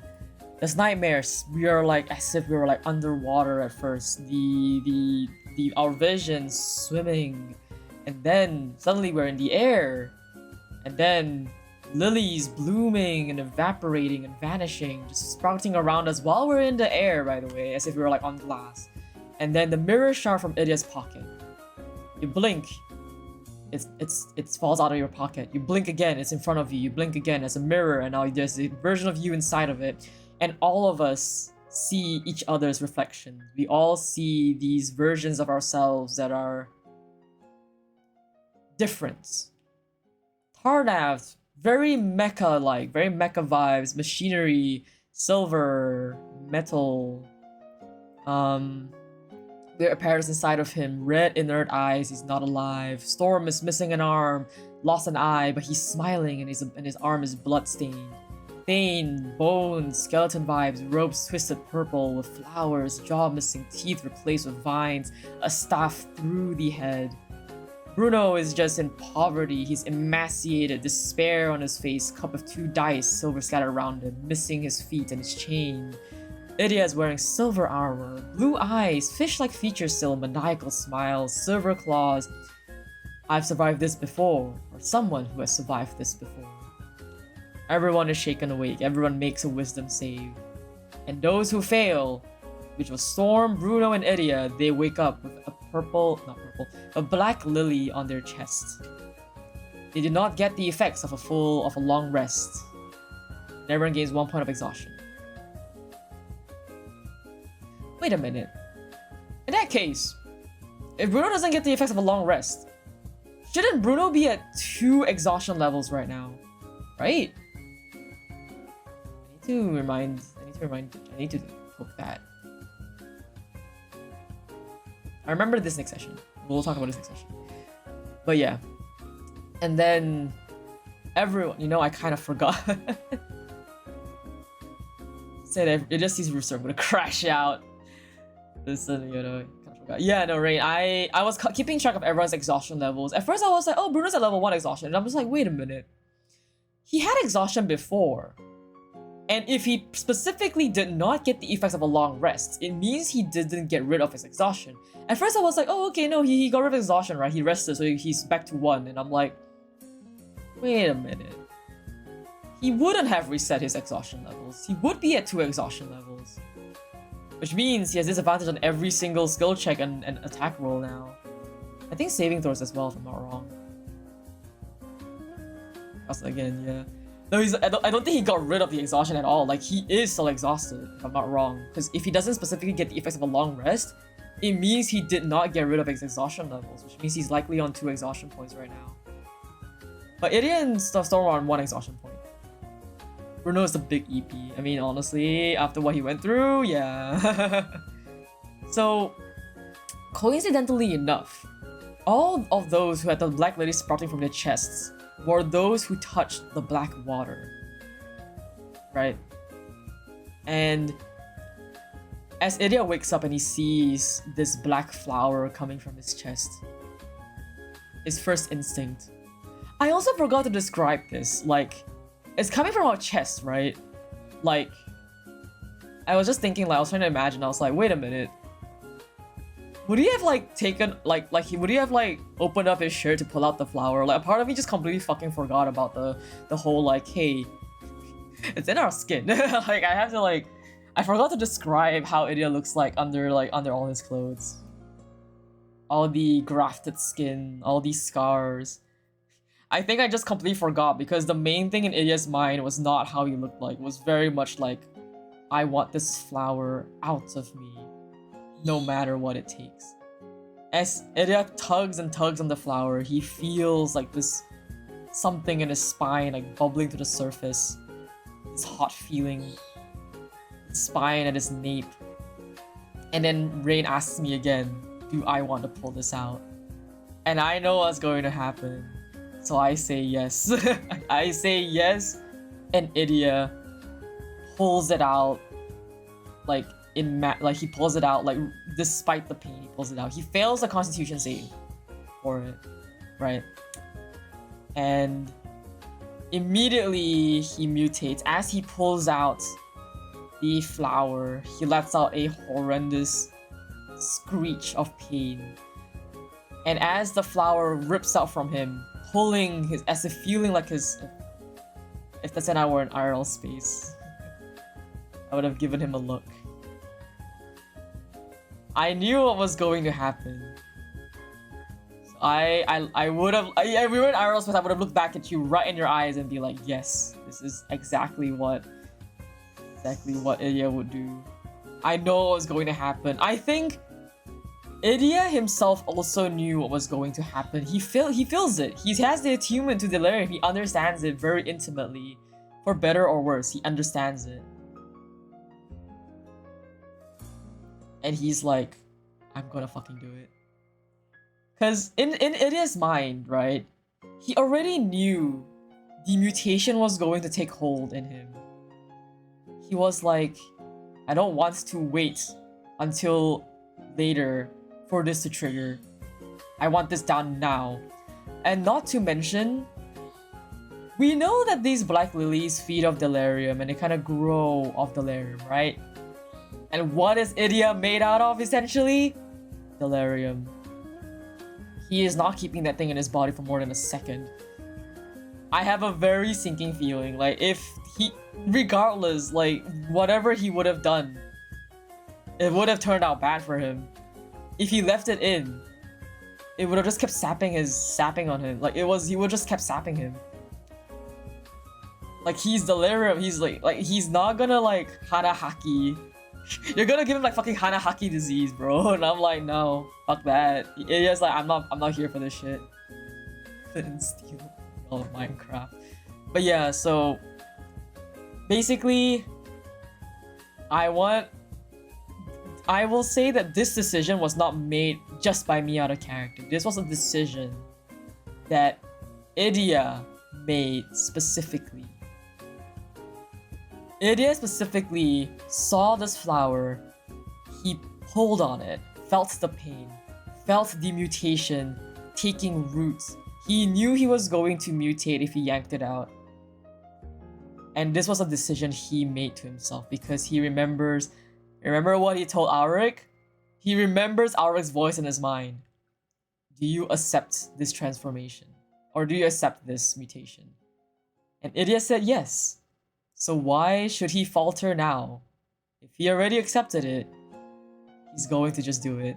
And so he yanks it out, and with the vein ripping out, with every inch of the flower coming out of him, a tentacle shoots out from the back of his nape. And now essentially he has a third arm. For all intents and mechanical purposes, essentially it is a third arm that he can control.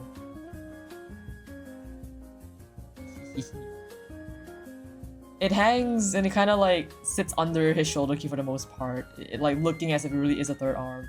Occasionally wrapping around his own arm, his own right arm, almost acting as if like acting like reinforcement to his arm. And he can control it. He can extend it out and just like up to 10 feet away, he can smack something with it. But yeah. Rain, I kinda am curious, like, did you expect me to pull it out? Did you expect me to do this? The grabbing, yeah. Curious. Did you actually expect me and expect nothing? Let's see. Your choice, bro. Yay! Not to mention, Idia's just gonna get worse. If you left it in, I've had notes. I see. Yeah, that's the thing. Like, I think Idia would rather mutate than have something sap his strength. Like, that's what is in his mind. Like, if that thing was gonna sap his strength, there would have been more issues. So he yanked it out.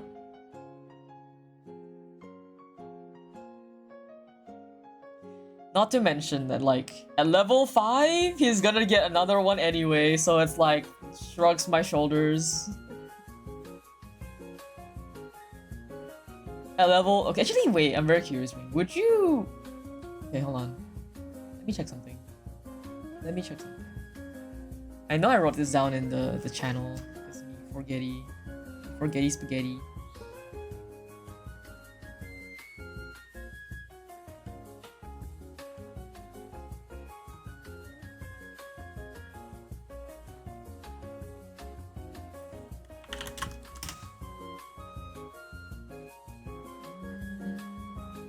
I wrote it down here somewhere.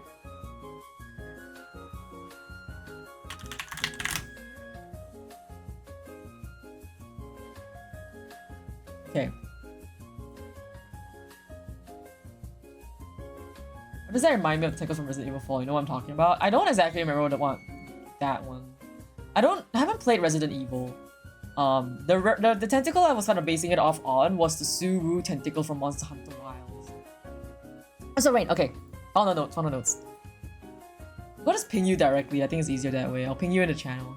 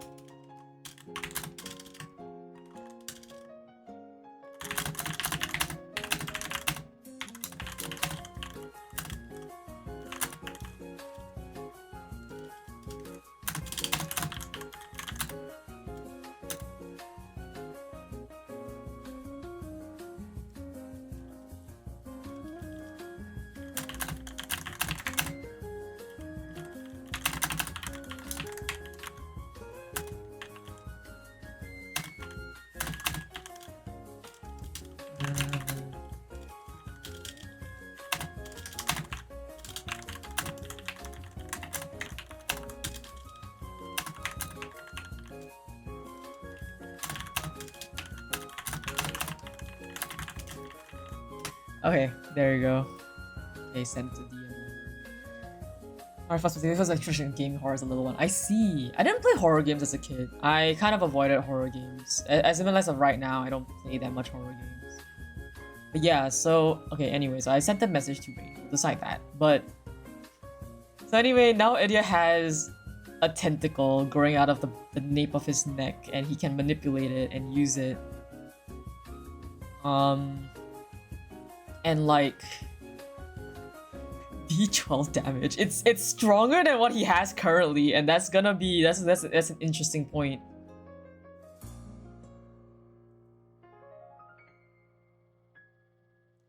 It's so interesting because like now Idia has like 10 feet reach. Yeah. I'm trying to think mechanically now.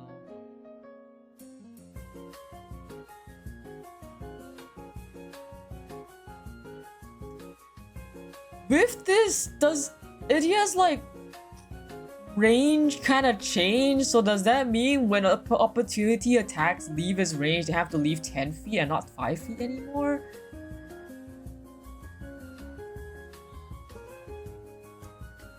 I feel like it is. I feel like it is so. Like, if I'm not wrong, as long as like a creature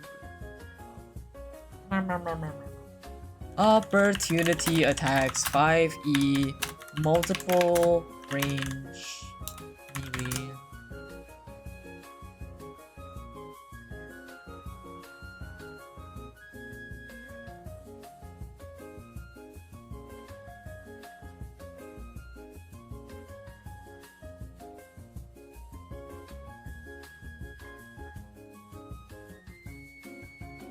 Sometimes normal trigger make an opposite reach weapons still have it.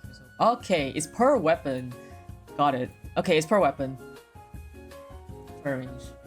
Yeah. So that was, I wanted to make sure, like, I wasn't to make sure if it was like per weapon or if I was stuck to 10 meters, which I felt like was more of a dagger than anything else.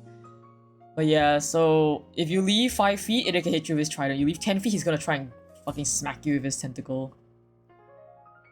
Yeah, that's a very interesting part, yeah.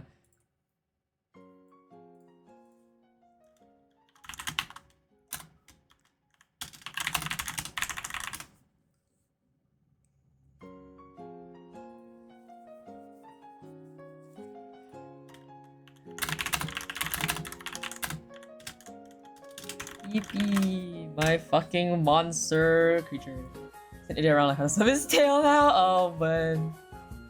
Reaction. Yeah, you only get one reaction, so I have to choose. But the thing is, the main thing I wanted to know is that if I could choose the range of the opportunity attack, essentially, right? Because like, Idia is fighting in the front most times, right? I want to be able to use my opportunity attack to stop enemies. So yeah, I want to have him stop enemies, and if I'm at 10 feet permanently, it means I'm gonna do a shittier job at it. But yeah, so this 10 feet and 5 feet, actually this is very good. Idia is, he's so powerful in the front line now. This is so good for him actually. Anyway, yeah, he is the tankiest. Yeah, he's the tankiest. Physically, he's the tankiest. He's very strong. Like, he's built to be strong. Like both lore-wise and mechanically, he's built to be very strong as a fighter. Anything besides fighting, he's like, shrugs my shoulders. I don't know. Anyway, so the thing is, you see Idia pull out his flower. This pain, this torment, he mutates. And then, so Storm and Bruno are just like, maybe not. And then when Ray starts describing that how Idia has a new arm, Bruno was like, maybe I could. So, and then I'm just like, anyway. Look, I'm glad you guys like my side-eye tracking. Apparently I give really good side-eyes. Anyway, so then Storm and Tarnath once start like trying to experiment with the flower. Like, does hitting the flower like hurt the flower or like hurt Storm? And so they try, and then Storm gets knocked prone, and then Tarnath takes this opportunity to just go over to Storm and rip the flower out of him. Storm did not consent to this in character. Storm did not consent to this in character. Someone was just lying down prone. Tarnath just took advantage of the fact that he was prone, went over to him and tried to pull and yank the flower out. Right? And both Idia and Thane tried to stop him. Know King Von? I do not know King Von. I'm simply talking about my D&D character right now. But yes, so then, right, Idia, we all roll initiative to see who goes first. Tarnath goes first, unfortunately, despite all of us like trying to fucking outbeat him. And he pulls out Storm's flower. Storm thankfully rolls a nat 20 on resisting the mutation, I think. So he doesn't physically mutate, but now he's basically schizophrenic. Storm hears the voice of his friend constantly in his mind, constantly going at it as if the video is on ×2 speed. He's become schizophrenic. And both Idia and Thane are fucking livid with Tarnaft. Especially Idia. Idia is fucking livid with Tarnaft. Goes up to him like confronts him like, I don't remember exactly what happened, right? But it was like, he was very like, why did you do that? Like, who gave you the right? Did you not see what happens to me and you were going to do that to Storm?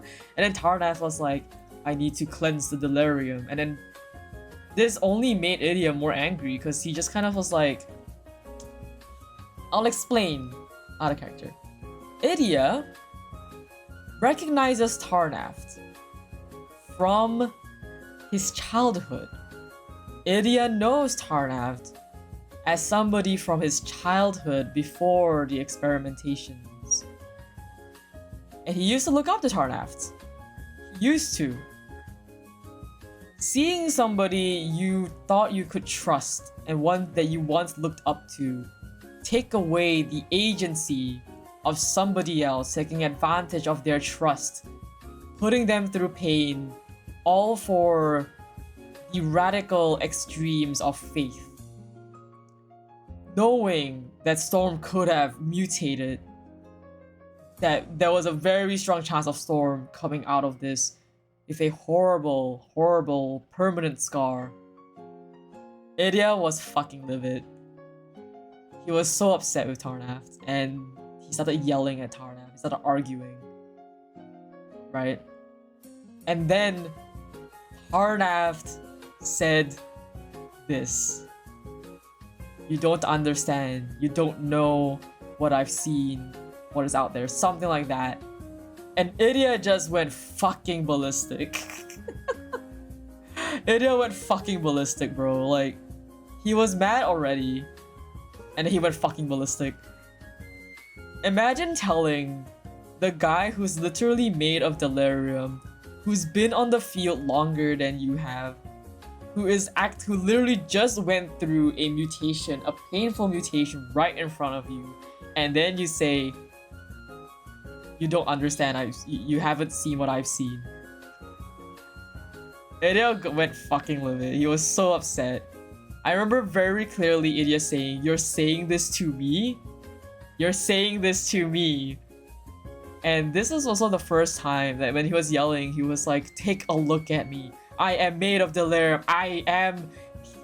Look at me. I'm the monster. I'm made of delirium. Look what happened to me. Like, he was very upset. I remember very clearly. I don't exactly remember what I said, because I was so entranced in the roleplay. But I remember very clearly. This was the first time Idia has publicly allowed, said, and referred to himself as a monster. Love that for Idia though, because Idia not too long ago was like, if you guys get in my way, I'll remove you by force. Followed by this anger and rejected because what happened to Storm. Exactly. Right? And I will say this. Idia was specifically triggered, not just because of all that specifically happening. In that flash of moments of Storm writhing in pain as the lily was being yanked out of him by Tarnath, he did not see Storm and Tarnath. He saw himself. In that brief second, he saw himself, and that's why he reacted so strongly.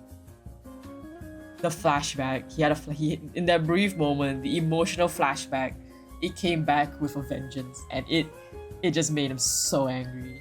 He lashed out. And then when Idia and Tarnath argued, this was the first time Idia has publicly said that he was a monster. Like, because usually he has never once even referred or like hinted to anyone that he's a monster. He never calls himself that. He always just sees like a person. He calls himself a person, whatever, a human, right? This was the first time in his pure anger and frustration, he says aloud that he is a monster. He admits it, and even in his anger, right? There's one thing he wanted to talk to Tarnath privately about, which was the vision, right? he was so angry. He just blurted it out like during the argument. It's like, what was that? Like, what was that? You think, like, yeah, you say you see things, right? Is that all you see? This vision? And what's that about? You know? And then like Tarnav got angry. He was like, who are you to dismiss my feelings? And I'm like, who are you to dismiss me? You did it. You dismissed me first. I'm not dismissing you. You dismissed me. You know, like that wasn't. It was a pure actual fucking argument. Like I remember, I was yelling. I was so into the roleplay that I was yelling. I was roleplaying it up. Like it was fucking livid. And I could tell Tarnav and maybe Zale, they faltered. I think they faltered the second Zale realized what he said as Tarnav, he faltered. I heard it. But Idia was too upset to care. This was already what was said. What Idia heard was, you don't understand. Because you haven't, you're still like, you don't know what I've seen. You haven't seen this. Though Zale after the session kind of said and admitted that he's like, actually he wanted to say something else, but like what came out of his mouth was that. And I was like, miscommunication is juicy for character conflict. Because I could tell, like even Tarnav and Zale, like Tarnav regretted what he said once he realized what he said and how angry that Idia got. You're telling the guy who is like a literal fucking monster made of delirium that he hasn't seen the horrors of it yet, and he's like, I am the horror right in front of you. I am the monster right in front of you. It was so juicy. It was a very spicy moment. It was very spicy. Storm on the floor would be like, yeah. The thing is, Storm got up at that point. Storm got up, and he was like, okay, it's fine, you know, like thank you for. Like it's okay, I'm fine, it's fine. Thank you for, you know, like watching out for me. Idia was fucking mad. The Storm because the Storm kind of like tried to like calm them both down. Idia was like, Storm saying shut up, chills. Yeah, right? He's like, shut up. The thing is that Storm wasn't saying shut up to the both of them, but not just to the, like he was directing it to the voices, but the rest of the party also heard it. So they're like, the shut up felt like it was also to them, right? There was so much conflict happening. There was so many voices, so much yelling, both in Storm's head and outside of Storm's head. So much things happening. Chills, dude. I remember like, all our characters were going through it. And then Bruno in the corner watching this all unfold, and he's like, oh, they're arguing, right? He looks down at himself. Bruno decides to fucking rip the lily out of himself while they're arguing. Absolute cinema. It was so good. It was so good, but it was just so funny. Like then as they're arguing, and then when they're done arguing, it turns around, sees Bruno with the flower already yanked out of him. It's just like, whatever. Like it was just like, fuck. It's just like I would imagine his eyes are just tired and dead. He's just like, surrounded by idiots. I really am surrounded by idiots. he would be so over it. Here we go again. Yeah, no, literally. And now Bruno, he has a magma crater in his chest, and now he has permanent vulnerability to fire damage. I know there was so much argument, you know, like it was insane. You really just had to be there, honestly. You really just had to be there. It was such a good session. That's why I titled the session Conflict. If you notice in the graphic I made, I'm deciding to try and give like each session a name or like a little name now. And session 6, I just called it Conflict because yeah, you learn about this conflict. Like Idia is now basically fighting like half the fucking party. Idia is like disagreeing with like half the party at this point. And he's already made himself known to be like a threat. He threatened them, he warned them, he threatened them, like not get in his way. He's causing problems, and I'm like, oh shit, here, yeah, let's go. And also like basically, like session 6, yeah, no, Idia is already like, Idia is causing issues. And I'm like, I'm here for it. Only session 6, exactly. And the party's already falling apart. Like Idia, after this happened, this scenario, his trust in his party members has more or less been shattered. He does not trust his party members anymore. He might trust maybe Thane or Storm, but he has lost trust in most of his party members after what just happened in this in this scenario. Just to say though, Idia is not stupid. Even if he doesn't trust his party members per se, he like the trust was shattered, right? He is not going to act against the party's wishes. Again, Idia's whole thing is that he does whatever it takes to make the mission go successfully. And that is basically what he's going to do. Working in a party is the goal of the mission, you know, like the highest chance of success is you're in a party. He can't go alone, he knows this, he can't fly solo. And he's gonna just work with the party. The thing is that with the lack of trust he now has with the party, he's gonna start becoming a lot more like controlling. He might start trying to control or like direct things a lot more now. Or just like do things by himself independently and not rely on other people. Yeah, like that's probably gonna be the change that you might see like in terms of like how he treats the rest of the party members. He will not be. Yeah, just because he doesn't trust doesn't mean they're an active threat yet. Yeah, he doesn't. They're not a threat. And also, Idia doesn't complain. If you look at his diary notes, right? He does not complain, but he just notes that these might be problems for the future when it comes to working together. He does not complain. He does not ask to be swapped off the party, but he notes that they might cause problems for him, and he's just noting this down for now. But again, Idia's mind is always focused on completing the mission and his goal. Whatever it takes to get there, he will do it. Even if he doesn't like someone or doesn't trust them, right? He will work with them if it means it's what's best for the mission. But he has definitely lost respect for at least half the party now.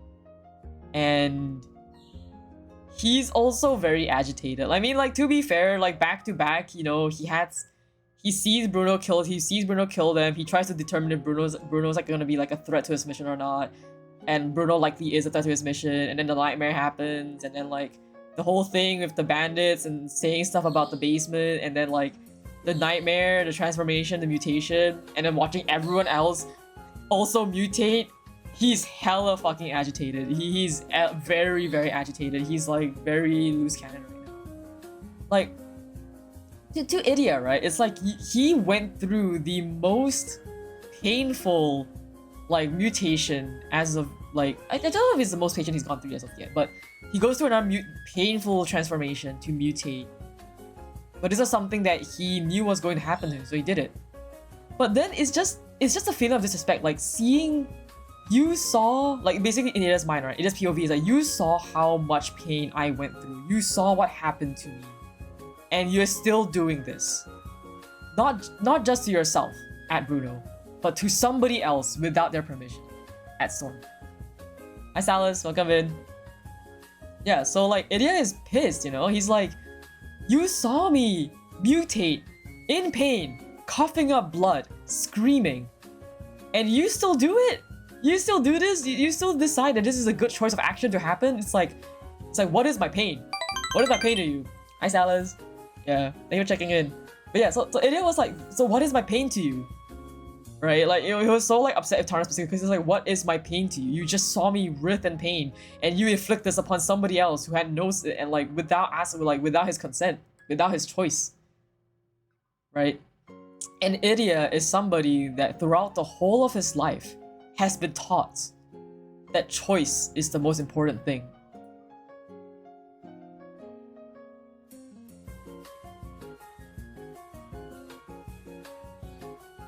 Oh my god. Wait, oh, this is so good! Wait, this is sick! Oh my god. I feel bad. Speaking of Ballin, oh my god, Stalis, I just saw your drawing. It's so cool. It's so cool.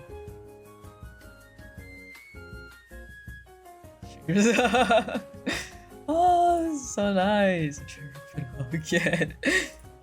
I just show you like, oh, okay. Let me show it. Dude, let's fucking go, dude. This is sick. I'm trying to save it.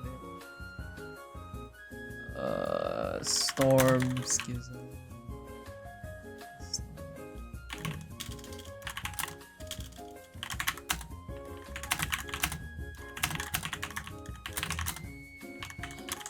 This is sick. Okay, I'm putting it up on the stream. Guys, you need to understand how fucking cool this is. You guys need to understand this. The like, you know, like Storm was like on the floor and like, yeah, like writhing and like this like voices in his head, and then Idia and Tarnap are not fucking helping because they're just yelling at each other in the background. Okay, let me put him over. I'll put it here. You guys don't have to see half my face. It's fine. Look at this. Look at this shit. Look how good this is. It's so juicy. Ah, Stylus. So thank you for drawing. Oh, it's so good. My bald spot. Yeah, your bald spot. The bald spot now. See, I know. God, it's awesome. We just happen to be talking about that part. Like, good soup. Yeah, good soup. Look at this. This is so nice. I'm like, oh, this shit fucks, bro. This shit fucking fucks. Dude, we need to like compile these and like, oh my goodness. Win! Win! Thank you for the raid. How you win? Minnie, let me shout you out. Win! Oh my god, speaking of shouting out, I need to be shouting all of you guys out, bro. I keep forgetting. Oh, you guys are in my chat. I'm like, oh, dude, I haven't shouted at Red Midnight out, guys. Oh my god, help. Win raid. Hi. Okay, wait, sorry. Let me like take this thing off my face. I'm so sorry. We were just talking about the DND session, and then Storm, like, the Storm. Stylus dropped this banger-ass drawing of Storm. Yes, welcome in, Will. Welcome in, Alice. Welcome in, Squeezy Lemon. Thank you for joining in the raid. For those who don't know who I am, my name is Tetsuya Kawaguchi. Call me Tetsu for short. Twin of Punk Vtuber. Talking about D&D right now, and I guess I'm also emergency food for win. JK, no worries. What are you guys working on? What was your art working on? You have any art hacks to share? He wants to eat fish. Oh man. Wait, speaking of food, I haven't had my lunch yet. After I'm done talking about D&D, I will go get my lunch and then I'll be back to continue working. Ah, okay, see you, Aaron. Bye bye. Let's drink Minto. What is Minto? Food. I will eat food after. I want to talk about D&D first. So I just got rated, so. But anyway, we're just talking about this like banger ass fucking drawing that like that Stylus made of this session. We were just talking about it, right? I was talking about like, Yoda, thank you for the gift sub to win. Holy shit! Are we so close to my sub goal? That's insane. Wait, do I get more emotes? Oh my god, do I get more emotes? Yippee! Oh my god, tuna. Sandra, I can sleep well tonight, dude. Oh, it's so good. Oh, it's so fitting. Moved by the angsty in our D&D session, yeah. Do what you want, 'cause a pirate is free. You are a pirate. You're I do miss Story. This is my favorite child status. Thank you for the follow, Codex. Waiting for his angst RDP. Dude, this is no, it's so sick. I love how you drew like Idia. He's so mad, so angry. The silhouette, the Tarnap looks so good. I like the lighting of this helmet. It looks so evil looking.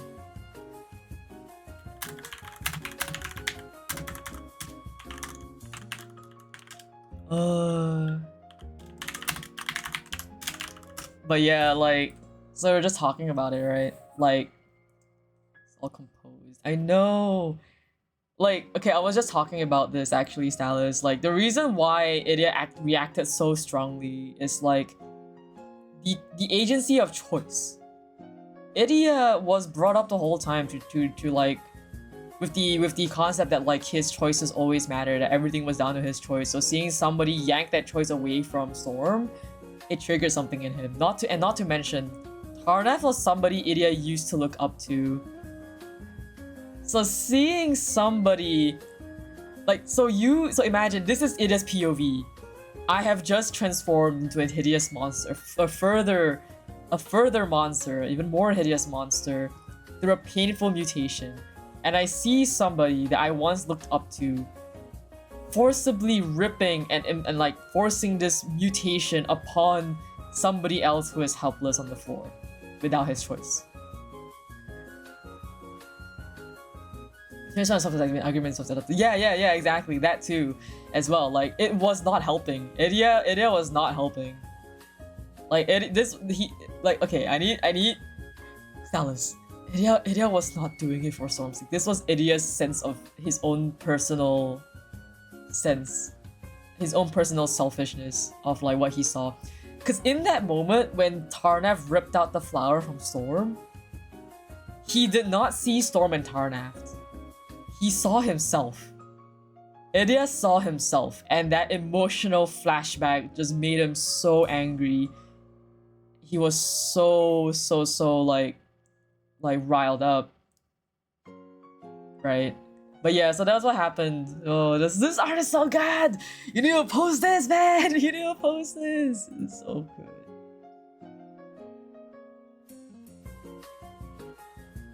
I miss Storm. ... I miss Storm.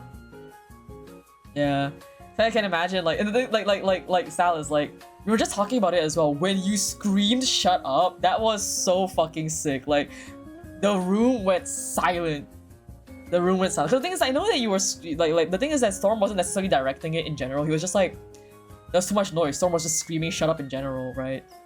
But it not only was it like they didn't know about the voices in his head, but also like Idia and Tarnav, they stopped because they were just like, oh, you know, it didn't stop because like Storm told him to shut up, and he was like Storm yelling. So Idia went to check on him, is like asking how he's feeling, you know, and like, yeah. So I will just say that like Idia as of right now, his respect and trust in the party has been shattered. He is very agitated just from all these things happening. He is not in a good position. This is so good. I can put in the next round. Dude, the amount of like roleplay that just happened in this session alone, the conflict. This is why I call this session conflict. I think this was a very fun session. Like, we really got to see everyone's everyone's perspective. It was good build up, yeah. It was fun. I hope like it was so tasty, dude. Yeah. Like, that's why I was like, dude, the angst that we're having right now is so tasty. And I was talking to Mage about it last night as well. Like, I'm like quickly realizing that Idia is very quickly becoming the anti-hero of the party. Very quickly, Idia is... I really hope Bruno. That's going well. Oh, it was. I liked it. I got the idea. I got the vibe, and I'm like, ooh. That's why I did like. I was like, oh, okay, it happens. I didn't try to have Idia contest. I was like, you know what? It happens. I will pretend that Idia tried to. I'll say like lore-wise, Idia did try to contest, but I was like, nah. This is Bruno's moment. This is the power of pure rage. Rage can, like, when you're so overwhelmed with emotions, your body can do anything. Like me, staying up at 6 AM in the morning to write my fucking D&D notes for some reason. The thing is, I was so mentally awake, but physically I was so tired. Rin could tell. I was like completely out of it. The thing is, my sentences were still coherent and they made sense, and I was still like accurately making my notes. But physically, I was just moving like a snail's pace because my body was fucking exhausted. In this case, though, what were you curious about, Salus? Did you read the notes yet?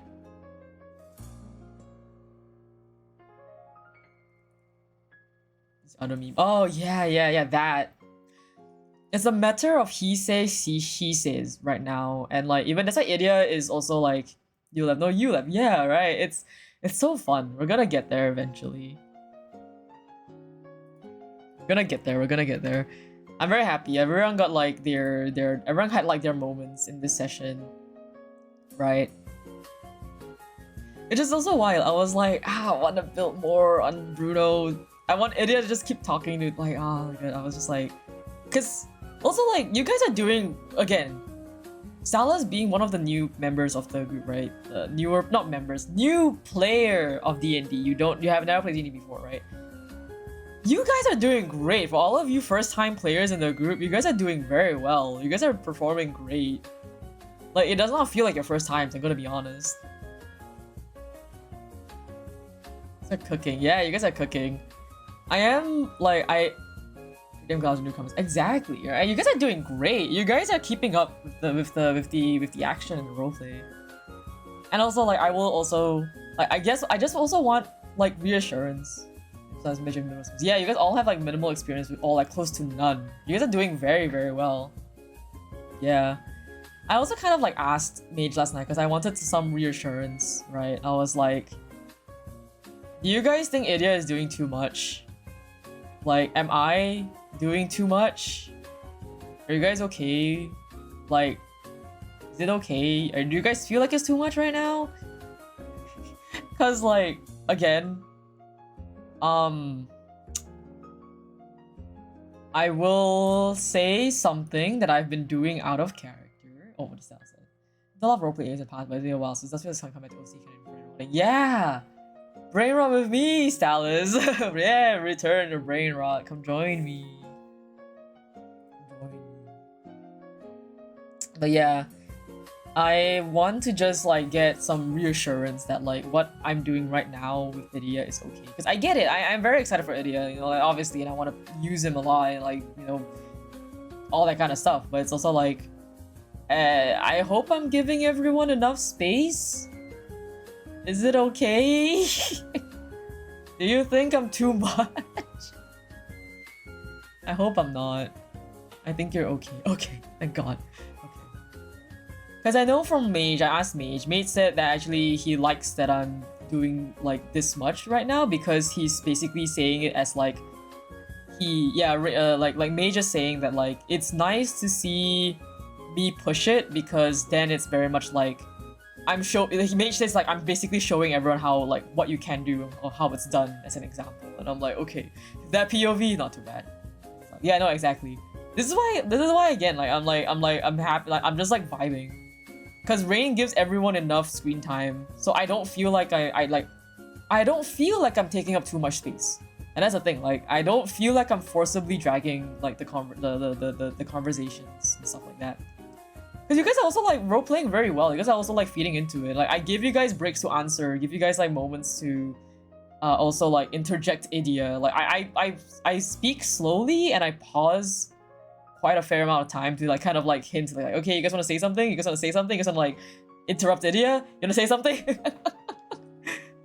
Because it makes it breathes. There's a lot of the conversations and the roleplay in this D&D game has been very breathable. The scenes breathe. The scenes like have pauses, have enough time for each person to interact with each other. I love it. Yeah. Our characters have drama, but we don't. That's the fun part. But also, you guys want to know something? Actually, no. Maybe I'll keep this to myself. I'll keep this to myself. I told Mage, I told Rin, I told Onion about something that Idia is doing. Something that I'm also doing. And this is why I was like bringing it up last night. This is something that Idia is actively doing. And it's been working out so far. Which is also partly why like it is such a strong voice right now in like kind of like directing, like deciding where the party should go. I love psychology. The shit that I'm making, like, okay, like, I'm making it he's not aura maxing. Just let me know.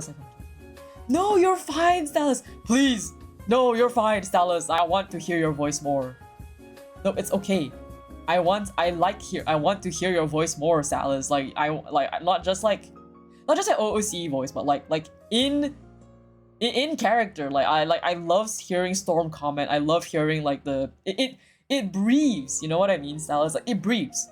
If everyone is just like Dude, okay, if the whole party were Idias, like we would not be going anywhere. I'm gonna be so honest with you. If the whole party was just Idias being very serious all the time, no, it would not be fun. We all have our own roles to play in this party. Idia essentially is the very he's a challenger. Idia is the challenger.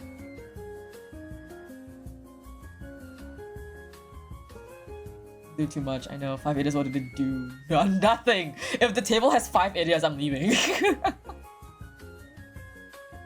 It means to have fluff hours of hours, what you want. Yeah, right. And yeah, I love Storm. Like, Stylus, you're fine. I don't mind you interjecting because your role in the party is you're the heart of the party, essentially, right? Like, your character jabs and like yapping and cooking for us, you know, there's like care, there's like some relief. Your character brings relief into the intensity that Idia brings. Idia is very intense. We can't have like 5 intense people at the same table. It's going to explode. That's why I like it. I don't. The thing is, I'm not okay. Even if Idia may act irritated, right? I'm not irritated out of character, right? Storm now. Yippee, angst. Yeah, I love angst. But yeah, so Idia he's very intense. Everyone in this party has kind of like a role to play. Everyone has a specific like vibe. Don't be shy. Yeah, Salas, don't be shy. Share it with Rain so that Rain can take it and abuse it. Yeah, you don't have to share it with us, but I mean, if you want to share it with me, I'd be down, you know, but definitely share it with Rain. Make it worse, make it worse. But yeah, like, essentially, right? Like, from what I can tell, right? Like, Tarnaft is the straight man, essentially. Like, he is the rock-solid foundation of the party. Like, Tarnaft is somebody that you can kind of like, is kind of like reliable, like, he's the ground of the party. Like, and then like we have Bruno, right? Bruno is the genuine, just normal guy, like normal guy, like guy with troubles, guy with troubles. He's very normal guy. He's not intense, you know, like for the most part, Bruno is not intense as a character. He's just kind of like vibing until a certain thing triggers his flaw, and then his flaw goes out of fucking, like, we lose control, right? So that's Bruno. Bruno is a normal guy. Thane is the smart onlooker, right? Thane's role in the party is to question, to think, to observe. That is Thane's role in the party. He questions what the party is doing. He gives input, gives input to the party when it's needed. Kind of like a guide in a sense, right? Storm is very much like, he is the heart of the party. He brings in the soul. He brings in the laughter, even with the awkward small talk, right? The attempt was there. There is like an attempt at bonding there, right? And I think everyone can feel it, you know, they try. They're trying to be amicable to each other, and it's thanks to Storm and his cooking and his jokes and his like comedic timing, okay? Right, so, and then like Idia is like, he's just intense. Idia is the very intense, like challenger to the party. His role in the party, as far as I can tell as of right now, is he challenges the party's like actions and beliefs. And in challenging in this way can be both good and bad. Like, it just gives you a different perspective for Idia. It just challenges perspectives. That's his role in the party, as far as I can tell. Something to be a little nice. Exactly. So don't worry about it. Like, you don't have to be serious. Like, instead, like, just lean into your character. Just be Storm. Just do what Storm would do. Like, if Storm's gonna crack a joke, crack it. If Storm's gonna get mad, get mad. If Storm's gonna be nice, be nice. That's if that's what your character would do, and then just do it. That's what I've been doing with Idia. Like, Idia's secretive. Idia keeps things to himself. If he feels something, he usually keeps it to himself. But if he explodes, you see the claws and the fangs come out. he is essentially like, he is kind of, in a way, this group's kind of like loose cannon, because like a little bit of the 5-man band trope. Yeah, leader, lance, heart, brains, and brawn. Yeah, Idia is the lance. Idia is definitely the lance. Like, the leader would be Tarnav, the heart would be Storm, brains would be Thane, brawn would be Bruno. But also welcome in, Mage. But yeah, so Mage, did you see the art that Salas posted? Did you see it? Did you see it? It's fucking insane. Wait, let me... There you go. But yeah, like, understand just how much like everyone has so cool. No. But yeah, so understand everyone has a role to play in this group. Everyone brings their own things to the table. You don't have to sanitize your character if you're afraid, like, if you're not having fun. Like, I'm having fun. Sometimes, you know, like, yeah, you know, like, I also worry. I'm like, is Idia doing too much? Am I like coming off as too intense? Because Idia is very intense. Like, he's aura farming. He's a badass. His dice tells him he's a fucking badass. I'm just here, like, I'm just reacting to his fucking story at this point, bro. Like, I don't fucking know what I'm doing with him. You know? Idia, the little monster. We all worry. I know, we all worry. Our imposter syndromes are so strong. But I am glad to hear that, like, Idia is fine to you guys right now. Because I genuinely just don't want to come off as doing too much. Okay, you know what? I'm gonna say a little something. I'm gonna say a little something that I've been doing. Because I like to study psychology. And so far, this little thing I've been doing, Idia has kind of been taking advantage of it.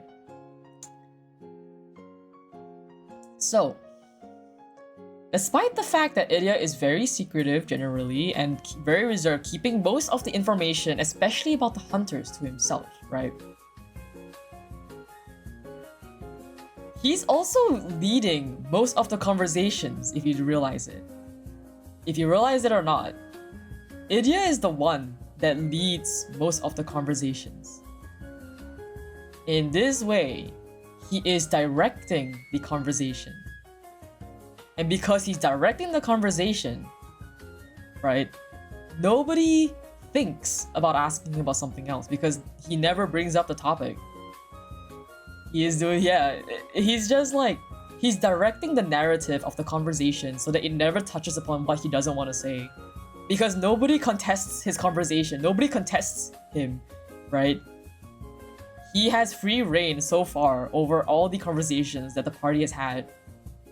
And that is exactly why, like, he's talkative because to direct the conversation to what he wants to talk about, not to anything else. Free reign. Free reign, yeah. But yeah, so this is something that Idia is actively doing in character. He is directing the conversations for his own benefit. And this is something I also do. This is something I've been doing for like since the start of session 1. I've just been like, I'm not gonna say anything, then I will. Then I'll make it fit me. It's a very like selfish thing. I like my DM jail. I like my player jail. But yeah, so like Idia is he is directing the conversation. He's playing minor mind games with people. And I'm only saying this now because I'm just like, hey, I want you guys to understand.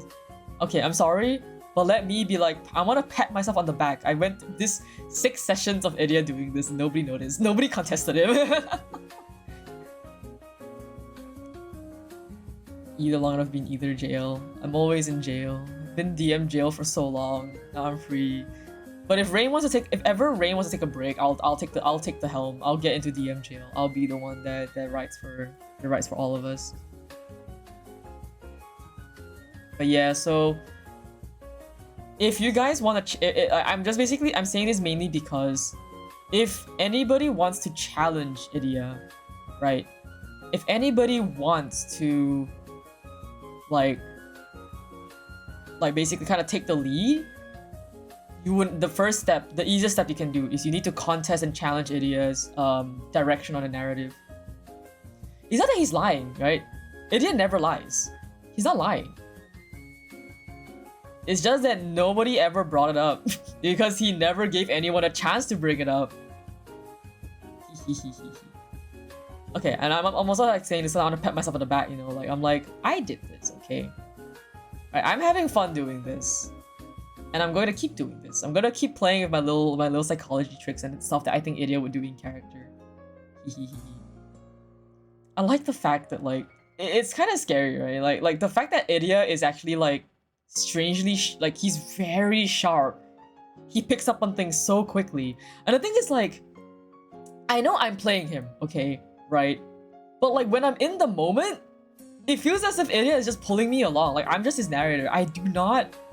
It doesn't feel like I'm discovering it. It feels like Idia really is the one discovering it. It doesn't feel like me. It feels like Idia. In a very weird way to say this. Like he's so sharp. He just notices things so quickly. He connects the dots so fast, but he says nothing about it. He keeps it quiet. There's so many dots that are already connected in Idia's mind that like, if ever an opportunity comes out for Idia to say it, I'm gonna just throw it all off the table. You're gonna see Idia's mindscape. He's so sharp. He's so sharp, it's terrifying. I love it. Anyway, with that said, thank you for listening to me talk about my D&D session. Yippee, we're done. Zero fun following the campaign. Wow. Yeah, I know. I'm glad you guys are having fun following the campaign. Loving characters don't put me in the character, but I just don't care to something else. What's the out-of-body experience? Yeah. I put a lot of myself into my OCs actually. Idia is actually one of the OCs in most recent memory that I'm just like, oh my god, there's so much of me inside of Idia. And I think that's why I'm having so much fun playing him. The more I build him, the more I'm just like, wow, I really am putting a lot of myself in Idia. And I think that's why I'm very attached to Idia right now. I'm like truly so attached to him right now. And I do want to play him more. I do want to see more of him.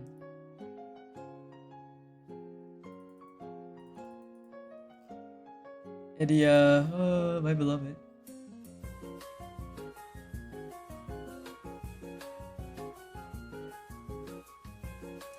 Yes, I think it is time. Anyway, everyone becomes bald. No, my hair.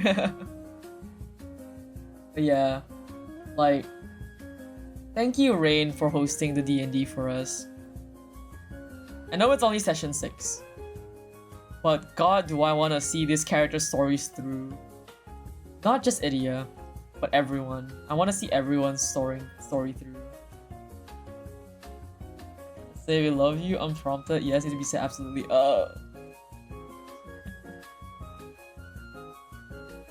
Thank you, Miyoto. I know last night I made Rin connect the dots. I was so tired. I was so out of it, and I was writing for Idia, and then Rin started Rin started connecting the dots, and I was like, yeah.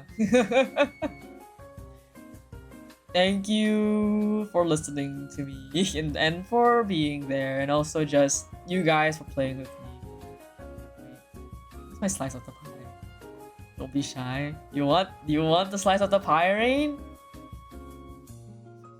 I was just telling Rin the dots connecting. Okay, what do you want to know, Rain? Do you want to know about the dots connecting for certain things of specifically me and Idia? Or are we talking about, do you want Idia's, like, so far, what he's, like, kind of, like, mindscape process about what's happening? Dots connecting. Okay, got it. Sure. I think the dots connecting, I've kind of talked to you a little bit before about it. But yeah, okay, I'll talk to you about the mystery, the mindscape. Yeah, the mindscape. I'll tell you about the mindscape. I need to know. Okay. There's a good chance it might come up next session. Because the thing is, okay, can we do this in VC? I want to do this in VC with you because I want to hear your reaction, which is why I haven't said anything about it yet. Idia has had a lot of thoughts. I've been connecting the dots myself, in character and out of character. Which is... Season you on. Irate. Do you want me to just say it out loud live on stream? Up to you, dude. Okay, let me move you. I like how you're looking like you're like on the Idia fucking body pillow. It's so funny. It's my Dakimara. Okay, there you go. I'm gonna use it to hit people. Oh, okay, there you go. You can hold him then. There you go. Yippee! I got a weapon now. Okay. Fine. Okay. I'll connect the dots for everyone. I'll say it live on stream. So, what Idia has been thinking about the whole time is that the dots that he's connected so far, and the reason why he was interested in the Reed Manor, is because from the very beginning, from all the way from session 2, the notes about the Haus Vautier inviting everyone to the future, like the future gala that has yet to happen in our timeline. Haus Vautier is also the one that has the Black Lily as their symbol, as their emblem. So already the Black Lilies are directly related to them, and only in recent times have these begun to sprout, almost as if it is coming closer to the time of the Gala of the Reckoning in a way. There is also the whole thing about how the Black Lilies are perfect in the balance of chaos that they breathe in, that they keep changing. And even the little side note when we were investigating it in session 3 about how these black flowers likely came into existence as if through a wish spell, right? And this wish spell, we know that Wish is a spell that is basically like doesn't exist in the world of Drakenheim, quote unquote. Like to get it is extremely difficult because there's no like actual documentation of it. As far from like what Thane told me, right? What Mage told me. So already with that, the gala, like let me fact the note specifically. Something about like we're ready to. It was saying something was like we look forward to welcoming you, right? And then I'm like getting flashbacks to like the phrasing of the letter from the Reed Manor. We are ready to accept our reflections. And we also know that in our dreams we saw the gala scenario as well. The letter of the gala, the ballroom, Haus Vautier connected to the dreams, and we saw the reflections for the first time in the mirror, right? And so it's all of that is connected. And then with the knowledge as well that these Black Lilies also cause just dreams, right? We're not gonna escape these dreams anytime soon. That's one thing I'm like, okay, we're not escaping this shit anytime soon. The flowers are everywhere, 600 feet. We're gonna be caught in all this radius at all times, right? But also these things causing the dreams as if like these things are causing us to see our reflections. That's why in every single dream so far we've been seeing these Black Lilies and they're connected to the reflections in the mirror. And that's why in Reed Manor saying like we're ready to accept our reflections is very much like the vibe of like, are they accepting the Black Lily? Are they accepting like the invitation to the gala? You know, like are we like to go to the gala, do we have to accept our reflection, right?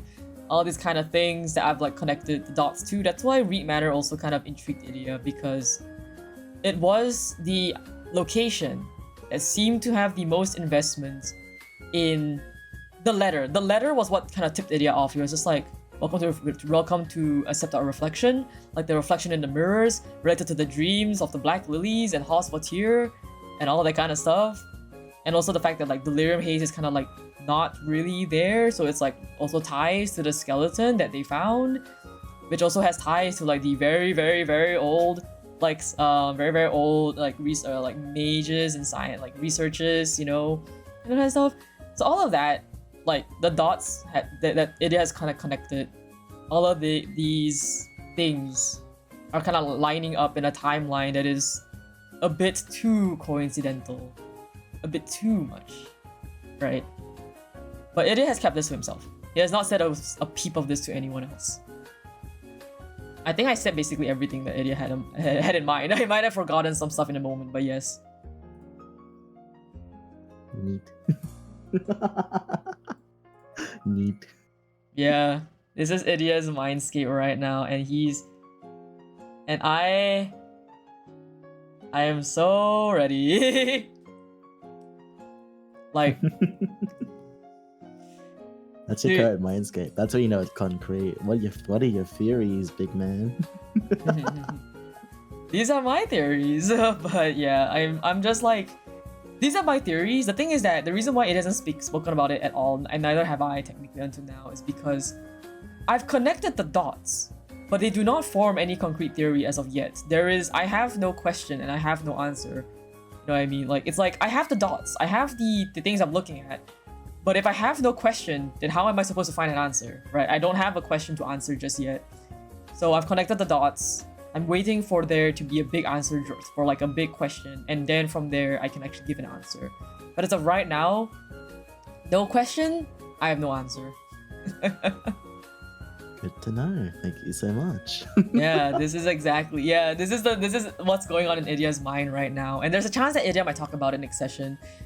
Because me and Mage were planning to have a moment where Thane and Idia will talk to each other. So, more stuff. But again, we're like, time to update my conspiracy board. Yeah, so Mage, I was going to actually, like, the reason why I didn't want to say it like out loud yet was because I wanted to see how much of your conspiracy board matched up with mine.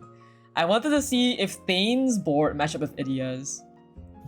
I want to see the conflicting, like, the what we thought. So Mage, the one thing I asked for you is if you hadn't thought about what I had just said up until this moment, right? Make it so that Thane doesn't know. I want Idia and Thane to have a genuine discussion about the conspiracy, about the things that they learned from each other. That'd be cool. Yeah, I'll share. Yeah, then they talk about it. The Black Lilies, Idia's more open to talking about it. Idia will not talk about Abyssal Hunter stuff, but he was definitely going to talk to you. He can definitely talk about the Black Lilies and what he has in mind.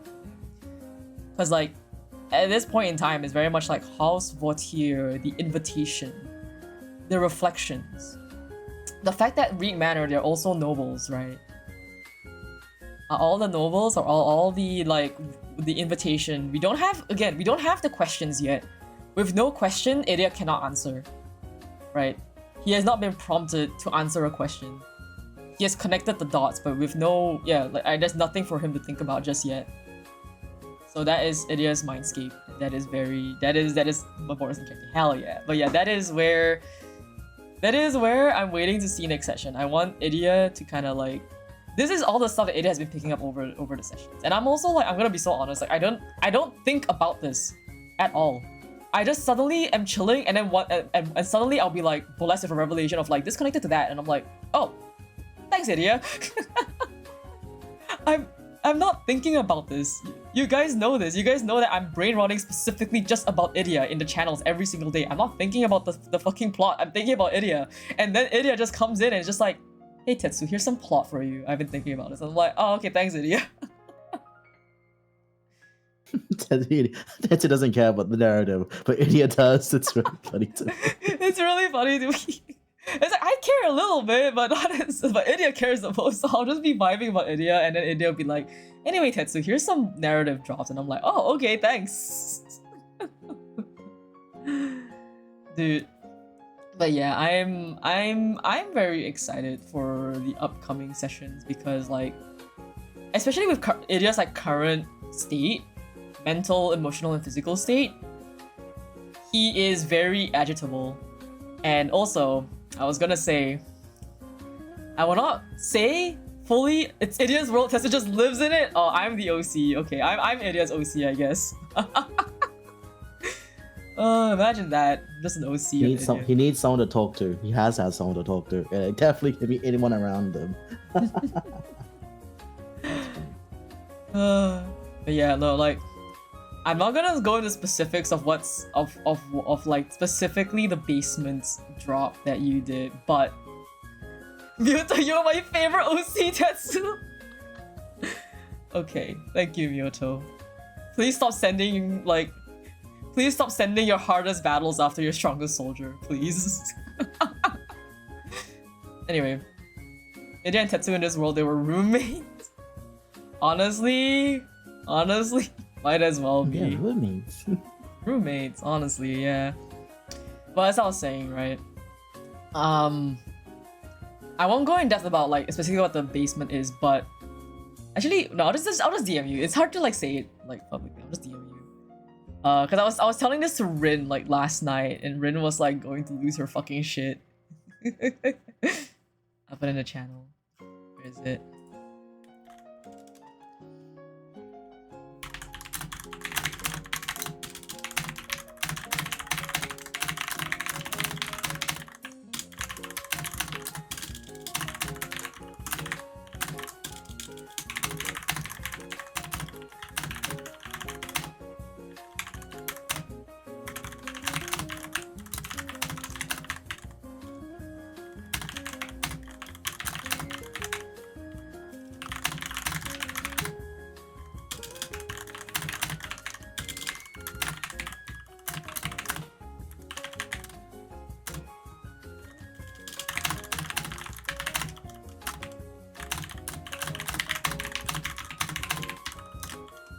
There you go, Rain. Put it in the channel. Oh my god, I was like, what are you typing so long for? I instinctively checked the channel. I'm like, oh, right. This is basically what I was telling Rin last night.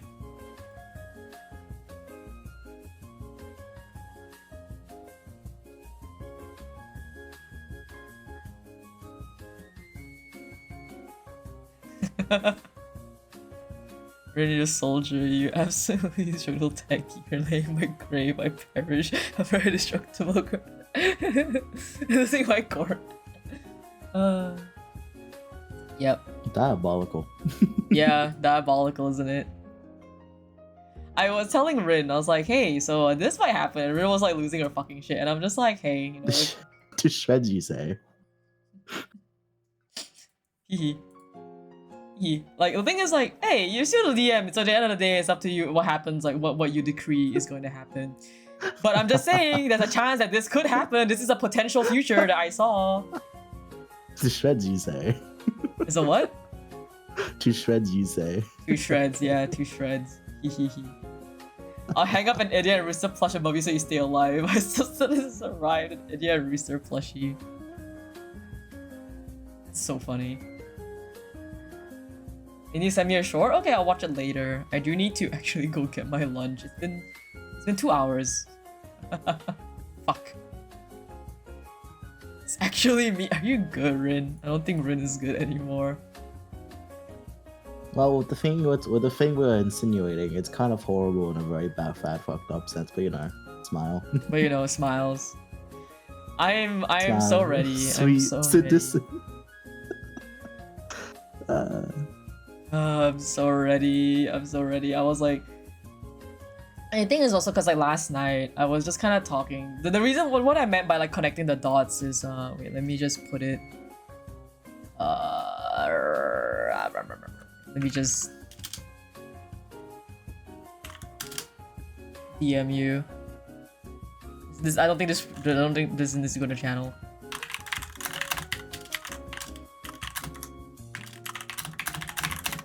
The secret's beholden to me, the person Yeah. who's running the world. Oh my god.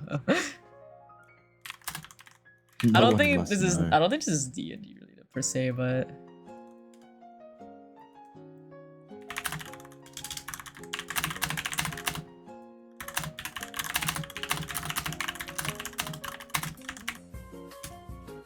I'm like waiting for a massive world bomb. It's just gonna be like, hey, you know, I'm actually kid the D&D campaign. I'm gonna be like, oh no.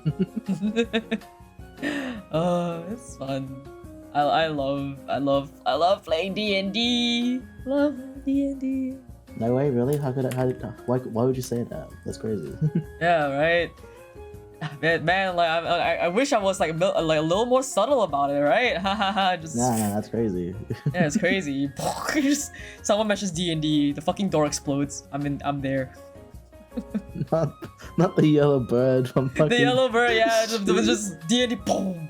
Hi, I heard D&D.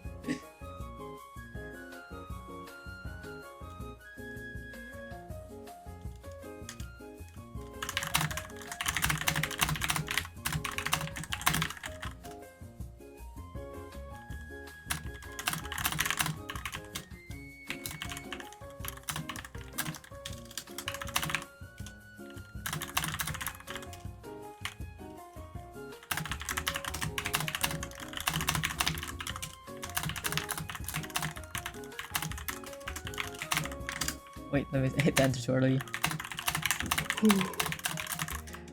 I need to also ask you about this, but let me put this in the chat because this one's actually important generally. I'll just ping you as well. Oh my god, I'm gonna fucking bite my table now. Sorry, what? I'm gonna bite my table now. Why? just reading what you said to me is like, oh, yay. Yeah. The reason why Idia kind of like when Bruno was having his fucking meltdown and like when Storm and Tarnav went to bury the bodies, the reason why Idia was staring out into the distance into the delirium fog as if he was quote unquote watching for basically watching for danger and playing lookout. He's not actually playing lookout. He's thinking about this. He actively is thinking about this. Yeah, that was why he was silent. That was why he kind of stopped. Like he left Bruno to his own devices. He was like, they're already dead. I can't do anything for them. But what about my problems? Have you read the report that Idia wrote, the full one? Not yet, and I have a cooldown period of 4 days. No, that's fine. Just take your time. Also, just to know, like, does Idia know what the Silver Order is? Yeah, they're pretty well known paladin group of the Sacred Flame. Okay. Got it. I know something funny. I watched Crick Crab videos and I was first trying to figure out what to do when I was trying to update kids and doesn't do something wrong. It's always the case, right? Because everything is live game, right? You never know you're gonna like step on somebody's toes or something happens and stuff like that.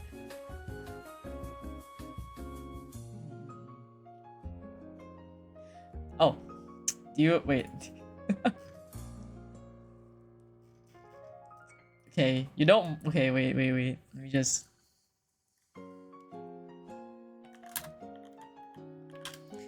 I will also this is just brain rot, but I don't think this is like canon brain rot. It's not just DM you. Oh boy. I had a very intrusive thought.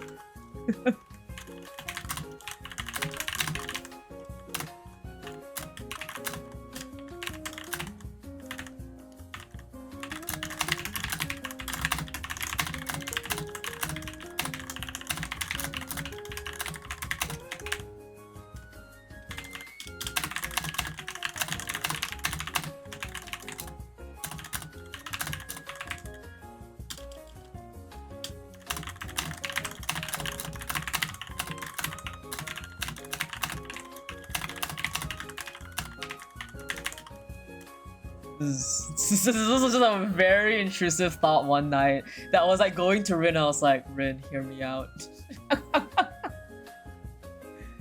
Hear me out.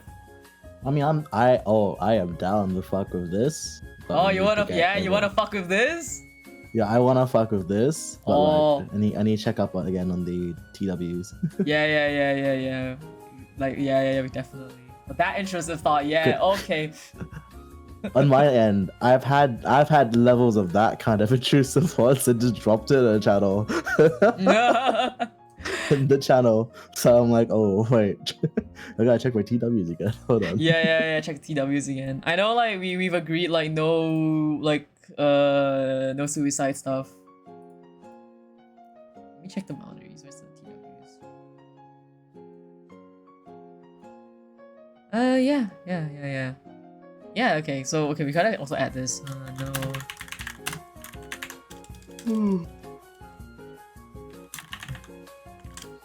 I think we have to just check, guys. I don't think we mentioned anything about that actually.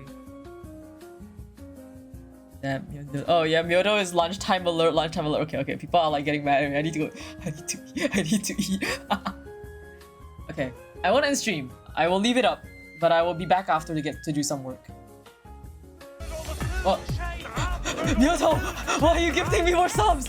Myoto! Crazy bastard. Crazy bastard, you. Oh my god, Vin's got a sub! Wait, Vin got a sub! Can Vin actually... My awesome Vin! Awesome! Vin can actually chat, mayhaps! It's so funny. Thank you for the sub, Thank you, Myoto. Thank you, Myoto. Okay, I will go eat. I solemnly swear on my oath as a streamer that I am going to go eat now, and I will be go eat food now. I will go eat food now. Do you guys want Rain to just be on? Do you guys just want Rain to be here? Am I just gonna entertain your chat? Hello? Do you want? Yeah, like wait. Do you want to entertain my chat? Do you guys want to talk to Rain? DM exclusive. Ask questions to a DM and let the DM think about the game so far. Actually, yeah. You guys want to have like a little like mini Q&A to Rain as a DM? Oh my god. California goes no. I cannot dance here. I'm 2D. Yeah, you're 2D. No. See, no. This is where Rain is safe. As long as Rain is on my channel, he can't be forced to dance. This is alright. I'm canceling all my streams. I'm only gonna join Tetsu's streams from now on. You can't be I have to forced. keep myself safe. That's so funny. Okay, all right. But Rain, do you want to entertain my chat? Because you don't have to. Sure, I can I'm turn this good. off. I'm good. I Okay. can do it. I'll be gone for maybe like 30 minutes to potentially 40 minutes. But I will be contactable. I will still be watching through my laptop, so I'll still guess- monitor. I can provide my insight to yesterday's session. Kind of like your recap from like the what's it called? The director's cut.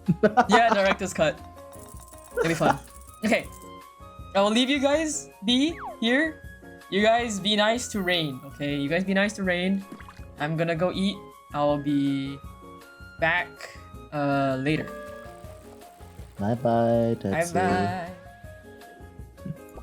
Alright, now he's gone. Who was that guy, literally? No. So, in promise of what I promised just now, get a little introspective of what just happened in the session, from my point of view, as the guy running the behind the scenes of it all. We're gonna be. Of course, I'm gonna be nice. Oh my god! Also, so unfortunately, while Tetsu's gone, you got this little shitty white tiger with the deal with smile. So, just to give you pretense to how I prepare my games, right? I can't show it off on stream because I don't have power here. But I fundamentally write points I want to introduce to the game, things I want to happen to the players, and then see if I'm able to incorporate it into the world. So most of the time, it's like 20%, oh, this might want to happen, and 80%, I'm gonna think of it on the fly. Because whatever happens, I'm like, okay, I have enough improv. I can improv enough to be like, I can make this work. So really, I wrote like a different a list of dot points because we start the session with a pivotal crossroads. Would the players go over towards the manor, or would the players go over to the chapel? Now, I written down ideas of what I wanted to happen, going to, being at, and coming back from those places. But it all depends on the player's choice, which they decided already, except for Blobby Bruno, who he was basically the authoritative decision at that point. Now, I'm not one. I am one to start leading into exploitive commercial design, and I placed lots of hooks for Bruno at first locations to make it really hard for them to choose, because I love giving my players choice and freedom. So while all that's happening, I dropped a lot of hints of Bruno's links towards the people from his past at both locations, and really giving it a toss-up between defining a specific individual that he really wants to fucking kill into evil location, and it's just a coin toss. Now, in reality, behind the scenes, I was going on the fly for that part. I'm gonna be entirely honest. I kind of made it up on the spot. I'm like, okay, I need a reason for it to have to choose between one or the other. I cannot just be one side. This guy is important. Go. He's really important. Throw him to the wind. See what happens. Good luck. And then so Bruno decides. Now, I don't fully understand how Bruno chose the manor. I still need to read the notes about that, but we did eventually get to that point. And so, with the manor chosen, I gave the players some time to prep, like the preamp introduction to the thing. Go get it, it's tasty, basically. You like that, don't you? Go get it! So while that's going off, I let the players prepare. That's a bit of like the downtime period before the storm smile. Also, I did also give them money too. That was really funny. You don't have to be a perfect storyteller nor the most organized person to have fun Dungeons & Dragons. I forget stuff constantly while playing this game. I almost forgot to give them their money from the last mission. So I'm like, oh, stupid. I'm so stupid. No. Breaks down crying. So it's something in the world you don't have enough confidence in that department. But nonetheless, we skip over towards the next day to let because of Idia's resting period that I entirely forgot happened. Their accounts got frozen. We keep getting these donations for this one guy called Miyoto. It's really scary. I think the bank got sanctioned. Not sanctioned it properly actually. It's pretty damn scary. You say you think like that. Anyhow, I let them go off on their journey, and I describe the place they're going to, which is towards the west with the luxurious villas and like the locale. I kind of written it off as like this place was like used to be like the holiday area of Drakenheim where all the rich and noble people used to relax at or lived in. But you know, the meteorite fell and now things are bad and horrible. Smile. In the very first roll, I usually ask players a roll, or I roll secretly what's gonna happen, what's the encounters they're gonna do while getting to their objective. I rolled the noble carriage that's like has overgrown vines. And the marked sigil they found in the carriage, I'm pretty sure I said to the pool that it's the same mark that had something like Vane's belongings. It's like a feathered T-shape kind of shape, you know? And that way, it's kind of like an indicator that this is related to Vane, which hopefully gets it hooked towards Vane and maybe Idia if Vane cares about talking to it. But Idia finds it with the passive perception of like the mirror shard. Keep in mind, I didn't write my notes. This was related to Vane. All I wrote was there's a carriage of like stuff in it. There's a carriage and stuff in it, and I'm like, which party member do I want to put here? Looks at the party list. Yeah, I had a Fane. Here you go, Fane. Hey, Tetsu, what's up? I'm talking about the behind the scenes. I'm like, which one do I get? Which one do I give it to? Alright, here you go, Fane. Here it is that. Here's your juice. Here's your part of the slice for the pie.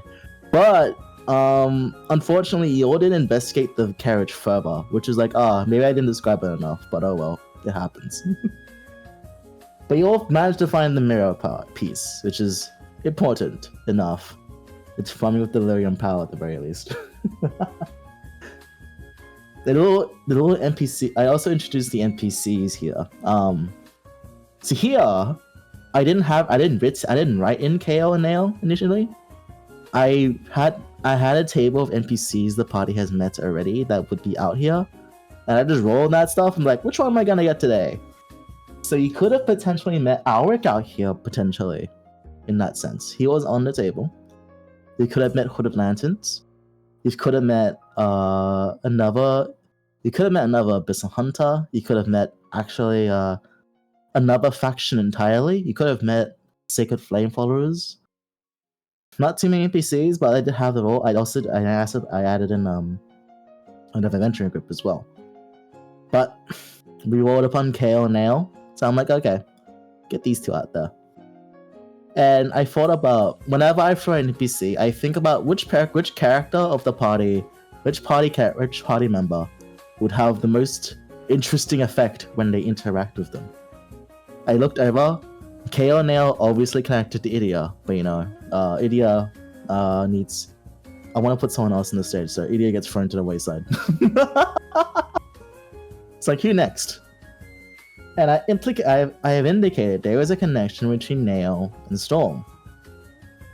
So I'm like, okay, let's go with Storm. And Storm was the first one to do the perception check. I'm like, okay, let's do this. And so they interact. What I keep in the back of my mind is what has my NPC done recently? What is my NPC thinking right now? And what is my NPC going to do in the future? Just those three things. Anything else, it just comes out of nowhere. It just comes out of my improv. And as we are kind of like going through it, I look back at my notes, I glance over towards Storm's thing, and I just do like the most devious smile I could on camera. Now, I don't write this up.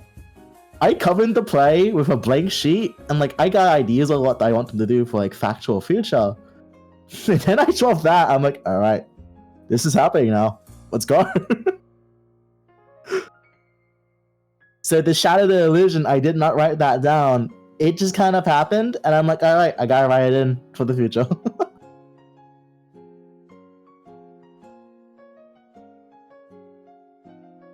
So unfortunately for Storm, he's getting some overdue. He's getting some overdue things happening to him, I guess.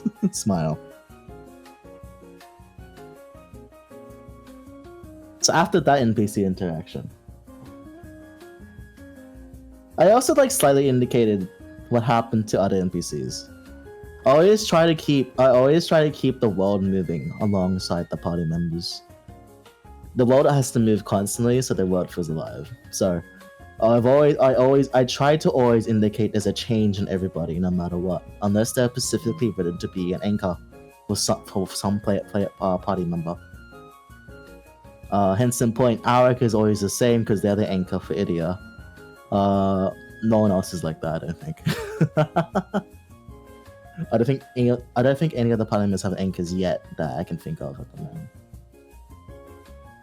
But after that encounter, we gotta push on ahead. Apologies, I need to do something real quick, so I'll be right back a sec.